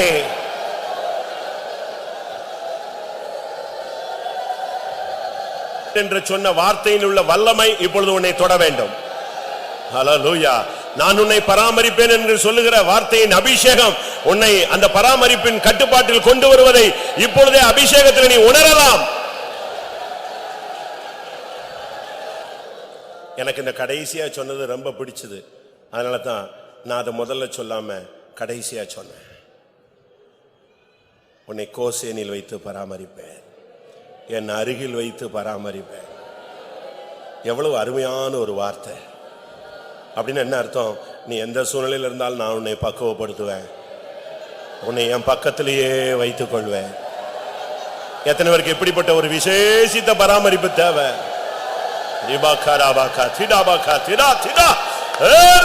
வேளை நெருங்கிடுதே, உம் பாதம் முத்தம் செய்து காத்திருப்பேனே. வரும் வேளை நெருங்கிடுதே, உம் பாதம் முத்தம் செய்து காத்திருப்பேனே. பரிசுத்தரே, உம்மை போல் மாசியே. லைஃபை சரண்டர் பண்ணுங்க, நீங்க கொடுத்துருங்க. நீ உன் குடும்பத்தை மெயின்டைன் பண்ண வேண்டாம், கர்த்தர் மெயின்டைன் பண்ணுவார், அழகா பராமரிப்பார். ஆமென். எத்தனை பேர் அதை விசுவாசிக்கிறீங்க? இன்னைக்கு இந்த கூட்டத்தில் வந்த ஒருவரையும் தேவன் விட போறதில்லை. உன் பிள்ளைங்க எங்க இருந்தாலும் கர்த்தர் விட போறதில்லை. எந்த சூழ்நிலையில் இருந்தாலும் கர்த்தர் விட போறதில்லை. நீ எவ்வளவு தரந்தாழ்ந்த நிலவரத்தில் இருந்தாலும் சரி, யோசேப்பின் சகோதரர்களை போல நீ துரோகத்தில் சிக்கி கிடந்தாலும் சரி, இந்த கூட்டத்துக்கு நீ வந்தபடினால் கர்த்தர் சொல்லுகிறார், நான் உன்னையும் உன் பிள்ளைகளையும் பராமரிப்பேன். ஹல்லேலூயா, ஹல்லேலூயா, ஹல்லேலூயா. ஓ ரபகத்திடானியா ரபா திதிபிகலபகத்திரா. கூட்டத்தை முடிக்கணும், டைம் ஆயிடுச்சு.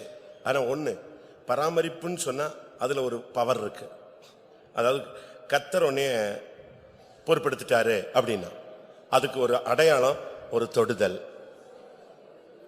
ஒரு கீழே விழுந்த பிள்ளைய ஒரு தகப்பன் தூக்கி விடுறது போல, சாக்கடைக்குள்ள இருக்கிறவனு தூக்கி எடுத்து சுத்தம் பண்றது போல, ஒரு சாப்பாடு இல்லாதவனுக்கு ஒரு ஆகாரம் கொடுக்கறது போல, அதுதான் பராமரிப்பு.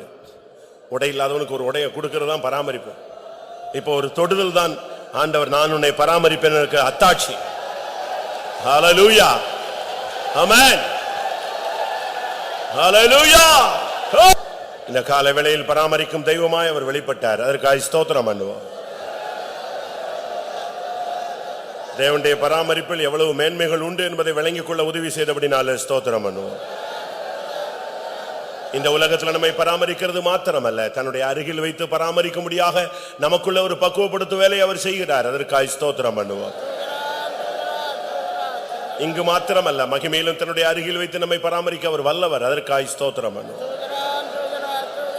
தம்முடைய பராமரிப்பில் இருக்கிறவர்களை சேர்க்க அவர் வருகிறார். அதற்காக ஸ்தோத்திரம் பண்ணுவோம். அந்த நாளுக்கென்று எல்லாரையும் ஆயத்தப்படுத்த முடியாது. ஸ்தோத்திரம் பண்ணுவோம். பிதா குமாரன் பரிசுத்த ஆவியானவருக்காய் ஸ்தோத்திரம். எல்லா மகிமையும் அவருக்கே செலுத்தி ஸ்தோத்திரம்.